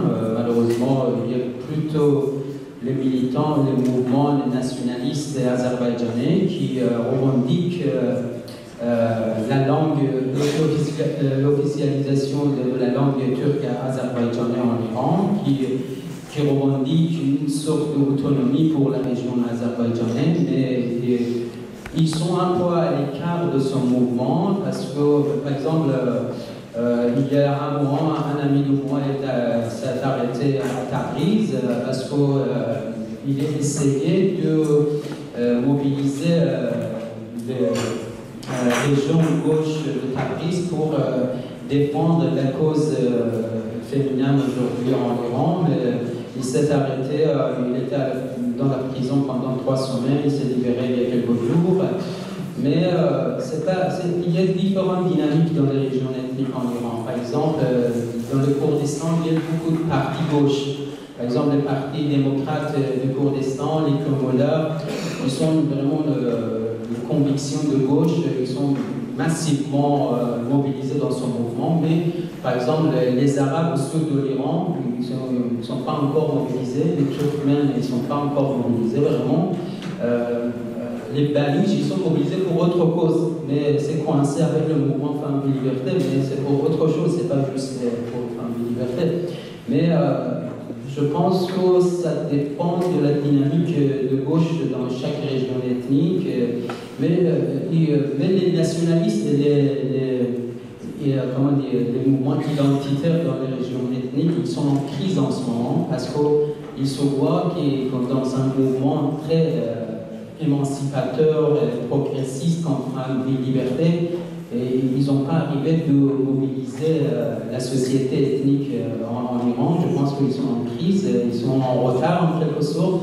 Moi, je vois dans les réseaux sociaux avec les activistes, parce que c'est ma thèse sur la domination ethnique en Iran. J'ai parlé beaucoup avec les militants et l'intellectuel ethnique. Moi, je vois une crise vraiment au sein des militants et des intellectuels ethniques. Et spécialement entre les Turcs azéris, les Arabes et les Turkmènes. Merci beaucoup. Vous avez quelque chose à rajouter? Non, c'est bon. Super. Est-ce que vous avez d'autres questions? N'hésitez pas.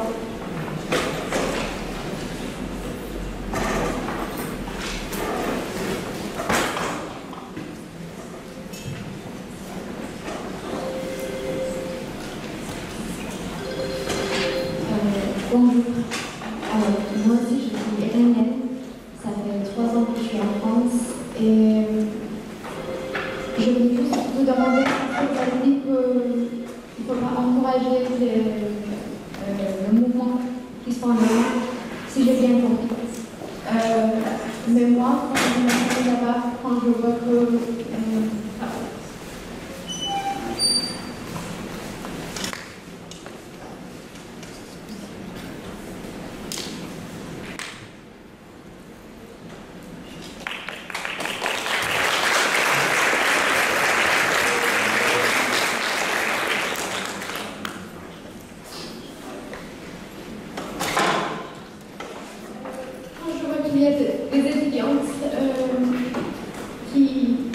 sont en train d'être tués, d'être emprisonnés. Et ils donnent des astuces pour enlever des balles, et ça me choque. Et je ne peux pas vraiment arrêter de les encourager, parce que moi aussi, comme une amie iranienne disait, par exemple, comme Madame Delafra, moi aussi, quand je suis arrivée en France, j'avais envie de défendre, j'avais envie de dire que l'image qu'on montre de l'Iran, c'est pas, ce sont des jeux médiatiques, des jeux médiatiques, c'est pas vraiment la réalité. Mais maintenant, je vois que non, la réalité c'était ça, et on ne le voyait pas. La répression était toujours là. Moi, en tant que fille en Iran, je commençais à me dévoiler à l'âge de 7 ans. Depuis mes 21 ans que j'étais en Iran, je faisais du théâtre en Iran, mais j'avais pas le droit de dire des choses que je voulais. Je devais aller sur la scène pour qu'il y ait des gens qui nous surveillaient avant de passer sur la scène pour voir si on est bien habillé ou non. Et je pense que c'est un peu... Je vois que la politique, c'est pas simple, qu'il faut réfléchir.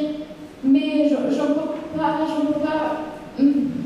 pas rester silencieuse face à son point-là, parce que je suis sûre, si on ne fait pas quelque chose, si on agit comme maintenant, ils vont continuer à tuer les gens, ils vont continuer à réprimer les gens, et je me mettrai ça pour dire à ma famille qui est là-bas. Je suis pas vraiment franco-iranienne, je suis iranienne. Voilà, ça va compliquer les choses pour moi si je le dis de façon très, égoïste. Voilà, je voulais savoir, c'est vrai que les sanctions ont aggravé les choses, mais le gouvernement n'a pas aidé. Vous voyez, j'ai des amis afghans qui n'avaient pas le droit d'étudier, on a des gens dans Balkhistan qui n'ont pas de passeport, qui n'ont pas d'eau. Et on ne peut rien faire. Le gouvernement iranien avait une alliance, même, je pense, avec les forces étrangères pour réprimer son propre peuple. Et je ne sais pas quoi faire. Ouais. Écoutez, la gravité de la situation est évidente, ce n'est pas d'aujourd'hui.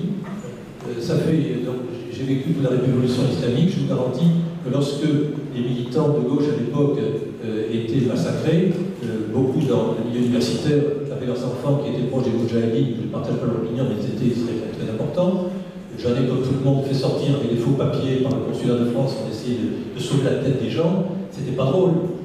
J'ai vu des collègues qui ont eu leur fils massacré à mort, torturé à mort en prison des villes en 88, 89.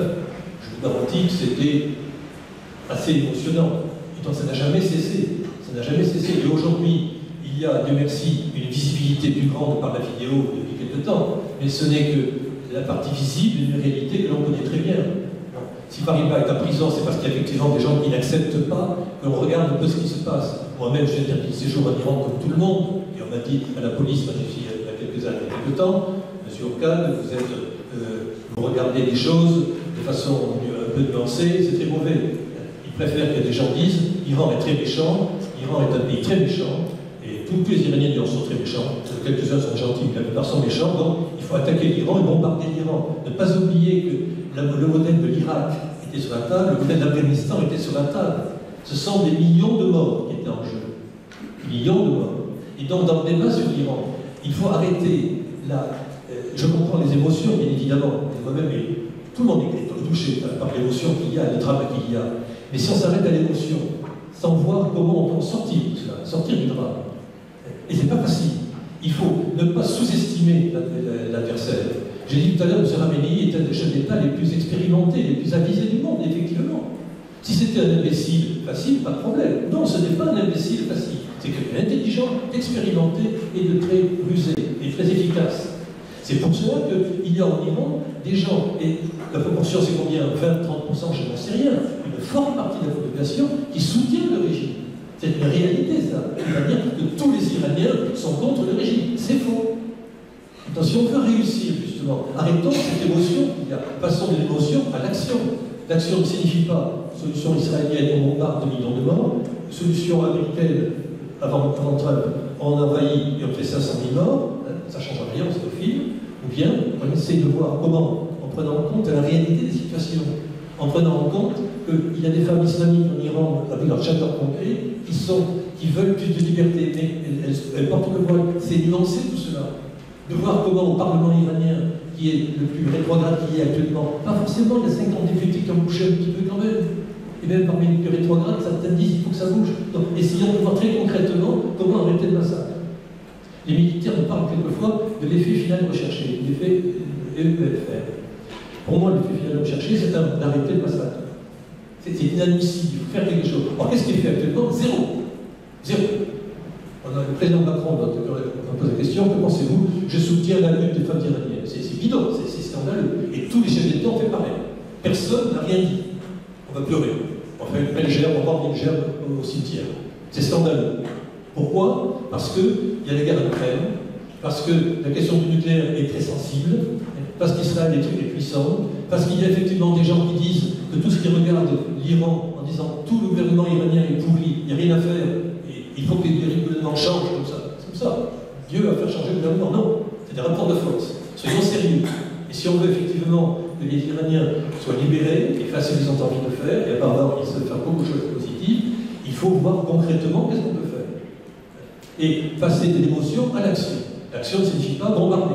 L'action signifie voir comment effectivement on peut aller en Iran. Et c'est tant qu'on laisse pas les Iraniens seuls. J'ai vu une vidéo, hier soir, de très belles vidéos bien organisées, de gens qui pleuraient, de filles qui pleuraient, en disant regardez les gens massacrés. Il faut retirer tous les diplomates d'Iran et se retirer complètement d'Iran, isoler l'Iran. Ah oui, les diplomates sont les seuls à pouvoir aller en Iran. Il ne faut pas un ambassadeur d'Iran, il en faut 10, il faut en envoyer 50 pour être sur place et voir ce qui se passe. Il faut effectivement envoyer des entreprises, des universitaires sur place. Je dis, il faut bombarder l'Iran. Oui, il faut bombarder l'Iran de coopération. Et tant que le pays est isolé, les dictatures sont très contentes, elles font ce qu'elles veulent. Elles massacrent tant qu'elles veulent, et quelques vidéos à l'étranger pour montrer à quel point elles sont efficaces. C'est scandaleux. C'est scandaleux. Humainement, c'est scandaleux. Je ne dis pas qu'il faut que le gouvernement iranien soit ceci ou cela, les Iraniens font ce qu'ils ont envie de faire. Mais il y a un vrai problème politique aujourd'hui, en Europe, en France, aux États-Unis ou ailleurs, pour voir comment on peut faire quelque chose concrètement, et pas en insultant les gens qui sont en prison en Iran, comment on peut sortir de ce dilemme. Et c'est un vrai problème politique qu'on a en France. Commençons par la France, qui est ici. Alors pleurer sur les femmes iraniennes, oui, c'est dramatique, mais arrêtons de pleurer parce qu'il faut passer à l'action. Il faut respecter ceux qui pleurent. Et il y a seulement les soutenir aussi, les femmes iraniennes, par des messages, tout ce qu'on peut faire. Et si on ne fait que ça, ce n'est pas sérieux. Excusez-moi d'être véhément. Mais enfin, c'est scandaleux. Merci pour votre réponse. La question suivante.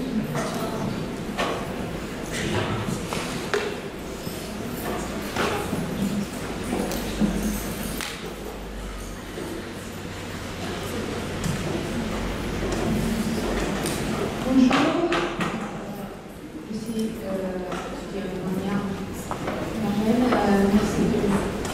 Monsieur Chafi, mais vous, Monsieur K.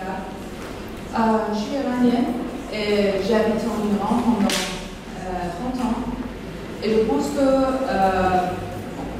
moi, en fait, je n'ai pas entendu les nouvelles paroles et j'ai entendu les paroles de Mollah directement de l'Iran.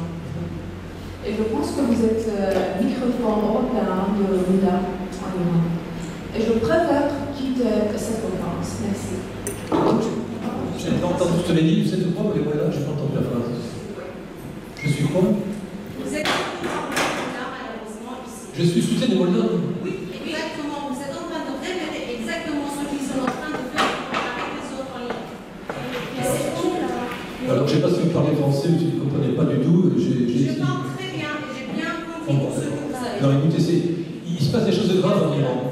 Vous êtes au courant, mais c'est des choses très graves. Alors, écoutez, j'essaie de trouver, je crois avoir essayé de dire avec une certaine conviction, je me trompe peut-être, comment il faut sortir de cette crise. Bon, c'est très important, parce qu'effectivement, les mollahs sont au pouvoir, ils sont forts. Il ne faut pas négliger l'adversaire, en fait. Dire que les mollahs, ce n'est rien, il faut les dégager. C'est pas comme ça. Comment peut-il dégager? Il faut le faire dégager. C'est pas comme ça. Et ce n'est pas par des slogans de Nari. Vous avez les paroles, vous êtes en train de faire le lavage des et on ne veut pas la guerre. Notre minimum de demande est, comme vous avez fait février 2012 vers Bachar Assad, de rappeler votre ambassadeur. Ça, c'est le minimum chose que vous pouvez. Et alors, so what? L'ambassadeur revient et perd pas de témoin. Vous souhaitez effectivement que l'ambassade des femmes iraniennes, je note ce que vous souhaitez, que l'ambassade des femmes iraniennes tranquillement sans témoin. Il faut le savoir. Bon, il y a effectivement des Iraniens qui pensent cela. C'est, je crois, dramatique, une espèce d'illusion qui fait que ça fait 43 ans que le gouvernement iranien est en place et que l'opposition iranienne à l'étranger notamment est la plus nulle de l'histoire de l'humanité. Il faut bien le dire aussi. C'est nous qui avons fait ça. So what? Tout d'abord, je vous remercie pour vos interventions. Elles sont intéressantes et pertinentes, je trouve. Et même vos solutions, moi je pense qu'aujourd'hui, au-delà de l'émotion et qui est tout à fait compréhensible, comme vous le dites, il faut agir et que la solution, ce n'est pas de se faire tuer ou de continuer à résister face à un pouvoir autoritaire et qui n'hésite pas à frapper, mais plutôt une solution de dialogue et que ce qui se passe actuellement à l'échelle internationale de retrait en fait face à cette situation, ça ne va pas régler les choses.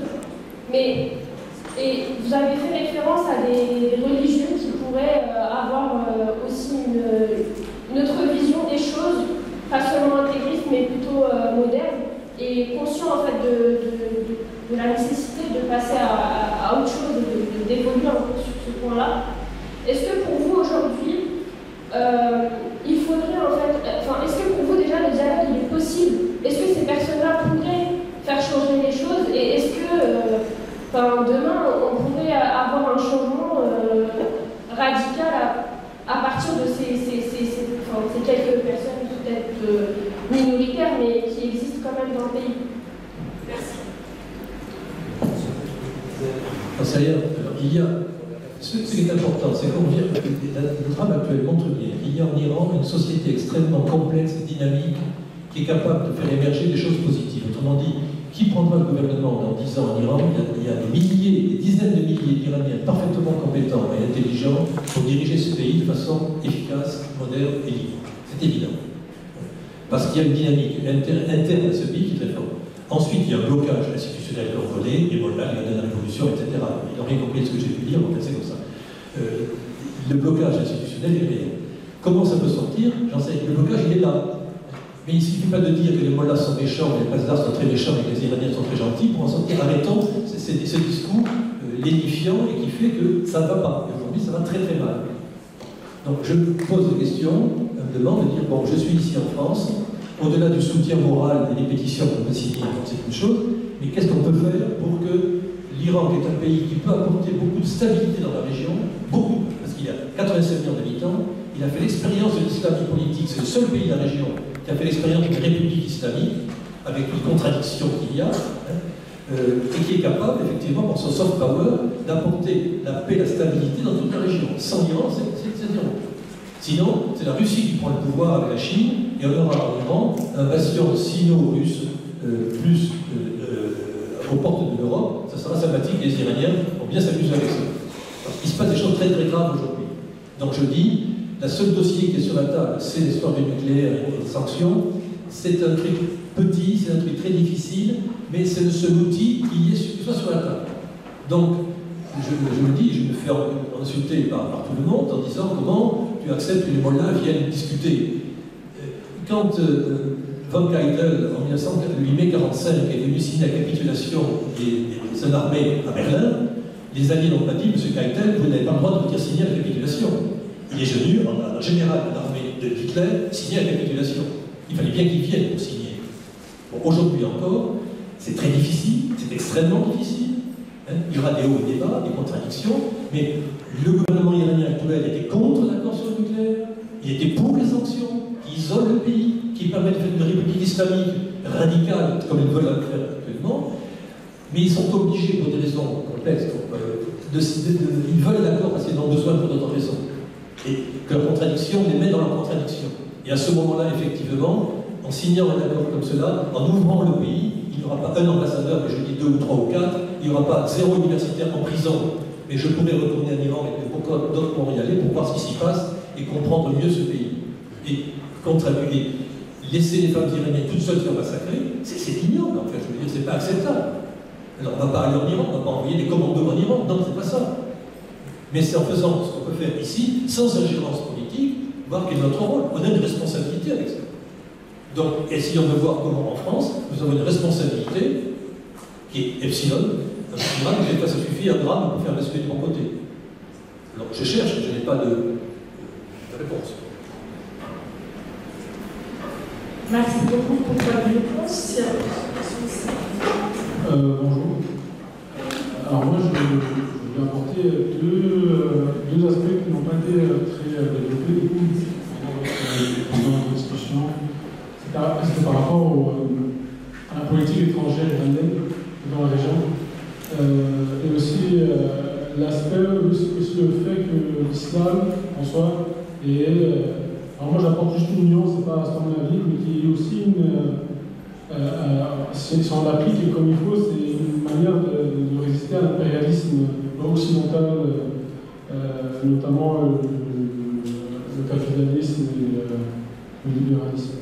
Du coup, j'aimerais vous demander, vous pensez quoi du statut de l'Iran comme acteur anti-impérial de la région du Moyen-Orient? Surtout, on a vu que ça a réussi dans certains cas au Liban, avec le retrait de l'occupation israélienne, ou bien avec le financement d'armes et de fonds aux factions palestiniennes de résistance. Et d'un autre côté aussi, j'aimerais vous demander votre avis sur la Wilayat al-Faqih, qui est l'idéologie khomeiniste arrivée au pouvoir, donc, qui a pour but de rassembler tout le monde musulman autour du Faqih, qui est Khomeini à cette époque. Et c'est tout.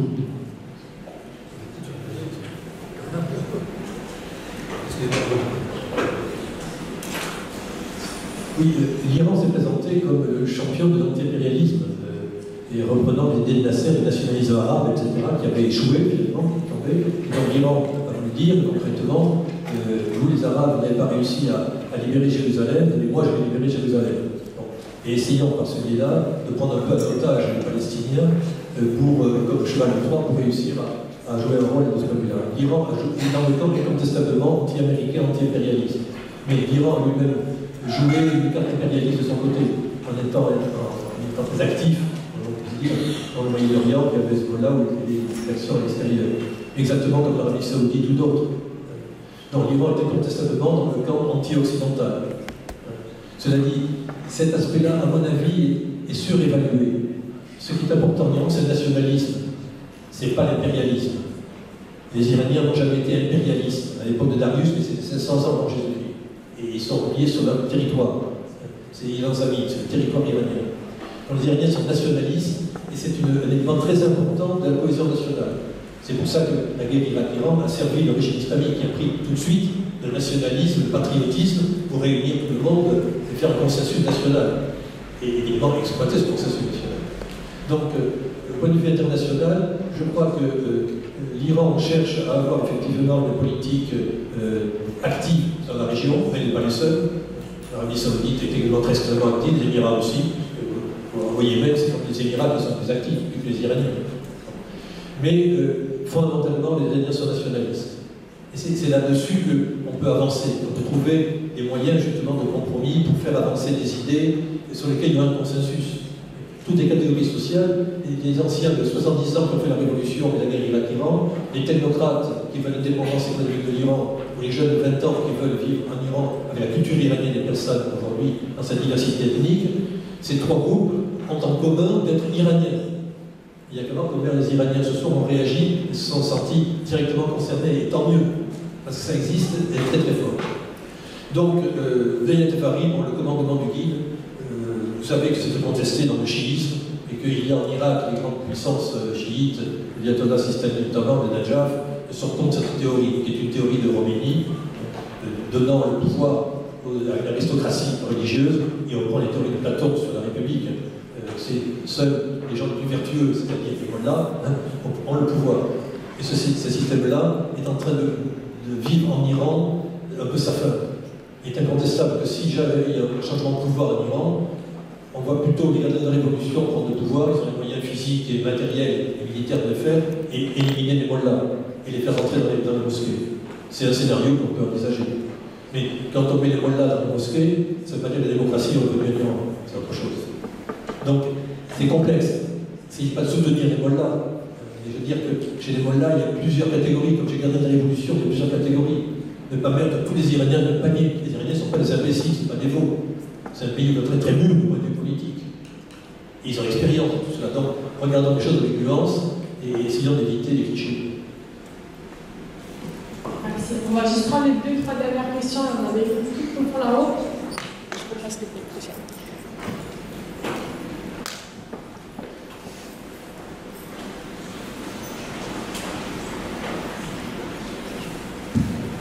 Bonsoir. Je vous remercie pour votre intervention et j'avais juste une petite question. Est-ce que vous pouvez un peu nous parler un peu plus de la fusion entre la police nationale et les gardiens de la Révolution? Si c'est possible. Merci. Oui, la police nationale et les gardiens de la Révolution, c'est deux forces formellement différentes, mais quand il y a des manifestations importantes dans le pays, c'est le gardien de la Révolution qui prend le commande pour réprimer les manifestants. Ça veut dire que la police normand sera sous le contrôle, sous le commande des gardiens de la Révolution. Ça veut dire si ça arrive quelque chose d'important, une crise comme aujourd'hui en Iran, c'est les gardiens de la Révolution et le Basij, c'est les paramilitaires de Basij qui sont partout dans chaque mosquée dans des villes en Iran, qui prennent le contrôle de ville, le contrôle des quartiers de chaque ville pour réprimer les manifestants. Mais dans la situation normale, la police normande fait son travail pour les travaux normaux dans la société, les gardiens de la Révolution restent pour l'autre chose, par exemple pour les travaux un peu sécuritaires, pour surveiller les oppositions, surveiller les écrivains, les journalistes, les étudiants. C'est son travail, le travail des gardiens de la Révolution. Une précision, donc, depuis décembre 2021, ils en ont fusionné institutionnellement. Il y a une structure qui chapeaute les deux pour les mieux coordonner. Et donc, c'est pas Mandaï, c'est plus dans le livre des amis, c'est pas Mandaï, le nom a changé. Il faut voir aussi des choses intéressantes. Il y a un certain nombre de villes où il n'y a pas eu il y a beaucoup de manifestants et peu de morts. Excusez-moi d'être un peu dur là-dessus. Pourquoi? Parce que les gardiens de la Révolution et la police sont des locaux. Et donc, en face, c'est la fille du voisin qui est là, donc on ne tue pas, on réprime. Alors qu'au Balochistan, au contraire, on envoie au Balochistan des gardiens de la Révolution et des policiers venus d'autres provinces qui ne parlent pas la langue, qui sont très loin, et pour qui les Baloches ou les Kurdes sont des sauvages qu'il faut mépriser et des étrangers dangereux. Et donc, la répression est extrêmement forte. Et on a vu cet élément intéressant. Je suis évidemment, comme je l'ai dit tout à l'heure, un soutien de la police répressive iranienne. On a vu dans certaines régions la police et l'armée de protéger les manifestants contre les abus des forces très spéciales qui manifestaient très durement. Et donc il y a dans la police iranienne, dans la société iranienne, plusieurs tendances qui font que c'est pas aussi clair que ça. Et qu'il y a espoir effectivement que si les choses dérapent, un certain nombre de policiers diront attention, nous sommes là pour la sécurité des gens, on va pas massacrer les filles de 18 ans. Il y a cela, on le voit. Alors, dans quelle mesure, quelle proportion, on n'en sait rien. Ça existe. Donc, il faut regarder tout ça, mais on le voit depuis le Grenoble, c'est difficile à évaluer, mais ça existe. Ce qui donne des espoirs, je le dis, c'est les divisions internes au camp conservateur sont celles qu'il faut regarder aujourd'hui. C'est le seul espoir de changement. Merci beaucoup. Alors, juste la toute dernière question en quelques mots, s'il vous plaît.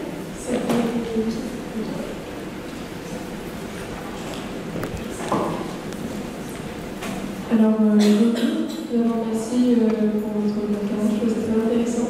J'ai une question d'ordre sociologique qui est adressée à M. Chafi. J'ai écrit un article sur la mobilisation des femmes iraniennes en France pour leur pays. Au cours d'un jour, j'ai constaté que beaucoup de femmes iraniennes en France refusaient le port du voile. J'aimerais savoir votre avis sur comment envisager ce rapport des femmes iraniennes en France à leur voile. Je n'ai pas bien entendu envisager le rapport des femmes iraniennes en France à leur voile? Ok. Les femmes iraniennes en France, la majorité ne sont pas voilées. Vous connaissez les Iraniens, la plupart ne sont pas voilées. Parce que le foulard en Iran, c'est un sujet, c'est un objet forcé, vraiment forcé sur la tête des femmes iraniennes. Mais la plupart des étudiants, des femmes étudiantes iraniennes qui viennent en France ou dans d'autres pays, ils sont issus de classe moyenne. Et je pense que l'idéologie islamique du régime est déjà détruite dans les familles de classe moyenne en Iran, beaucoup plus détruite que dans la classe populaire. Et quand ils viennent en France, normalement, ils ne portent pas les hijab, la plupart, mais bon, je connais quelques étudiants iraniens avec le voile, mais ils laissent le voile après 2 ou 3 ans. Parce que c'était une habitude, une sorte d'habitude dans l'Iran, c'était pas vraiment une conviction religieuse pour les femmes iraniennes, la plupart des femmes iraniennes. Si un jour, par exemple, le gouvernement laisse cette force, cette oppression sur les femmes iraniennes, je ne sais pas combien pourcent on n'a pas fait des études, mais je pense qu'il y a une grande partie de la population iranienne qui laisse le voile. Je pense que la plupart des étudiants, des femmes étudiantes iraniennes sont issus de classes moyennes. Merci beaucoup pour toutes vos questions, toutes aussi enrichissantes les unes que les autres. Juste un dernier petit mot de la fin, si vous avez un dernier petit temps de parole, chacun. En quelques mots, s'il vous plaît, si vous pouvez conclure.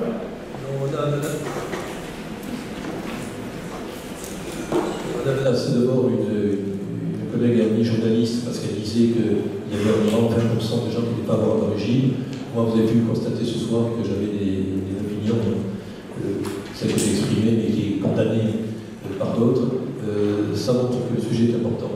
Mais évitons les clichés et essayons de profiter du fait qu'en France, on peut parler, pour s'exprimer, pour essayer d'affiner les choses et d'être efficace pour qu'effectivement, en Iran, le mouvement auquel on assiste puisse se développer de façon positive en évitant les drames qu'on voit aujourd'hui. Donc soyons sérieux et arrêtons les scrutins. Je voulais vous remercier vraiment pour nous écouter. Je pense que ce mouvement est activé une sorte de dynamique révolutionnaire en Iran. Je pense qu'on est au début de quelque chose d'important pour la société iranienne. Et si les femmes iraniennes vont réussir de changer quelque chose dans le pays, je pense que ça va effectuer la région, parce que la question féminine dans la région c'est très importante, très sensible. Je pense qu'on est au début de quelque chose de profond dans la société iranienne. Il faut vraiment suivre l'actualité. Et je pense que cet événement est très important pour discuter en profondeur sur quelque chose de qu'est-ce qui se passe en Iran. Merci beaucoup.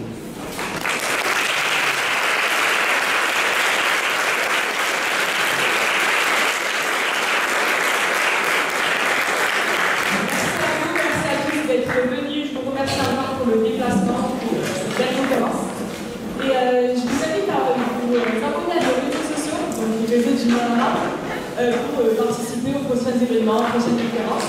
Donc merci à tous.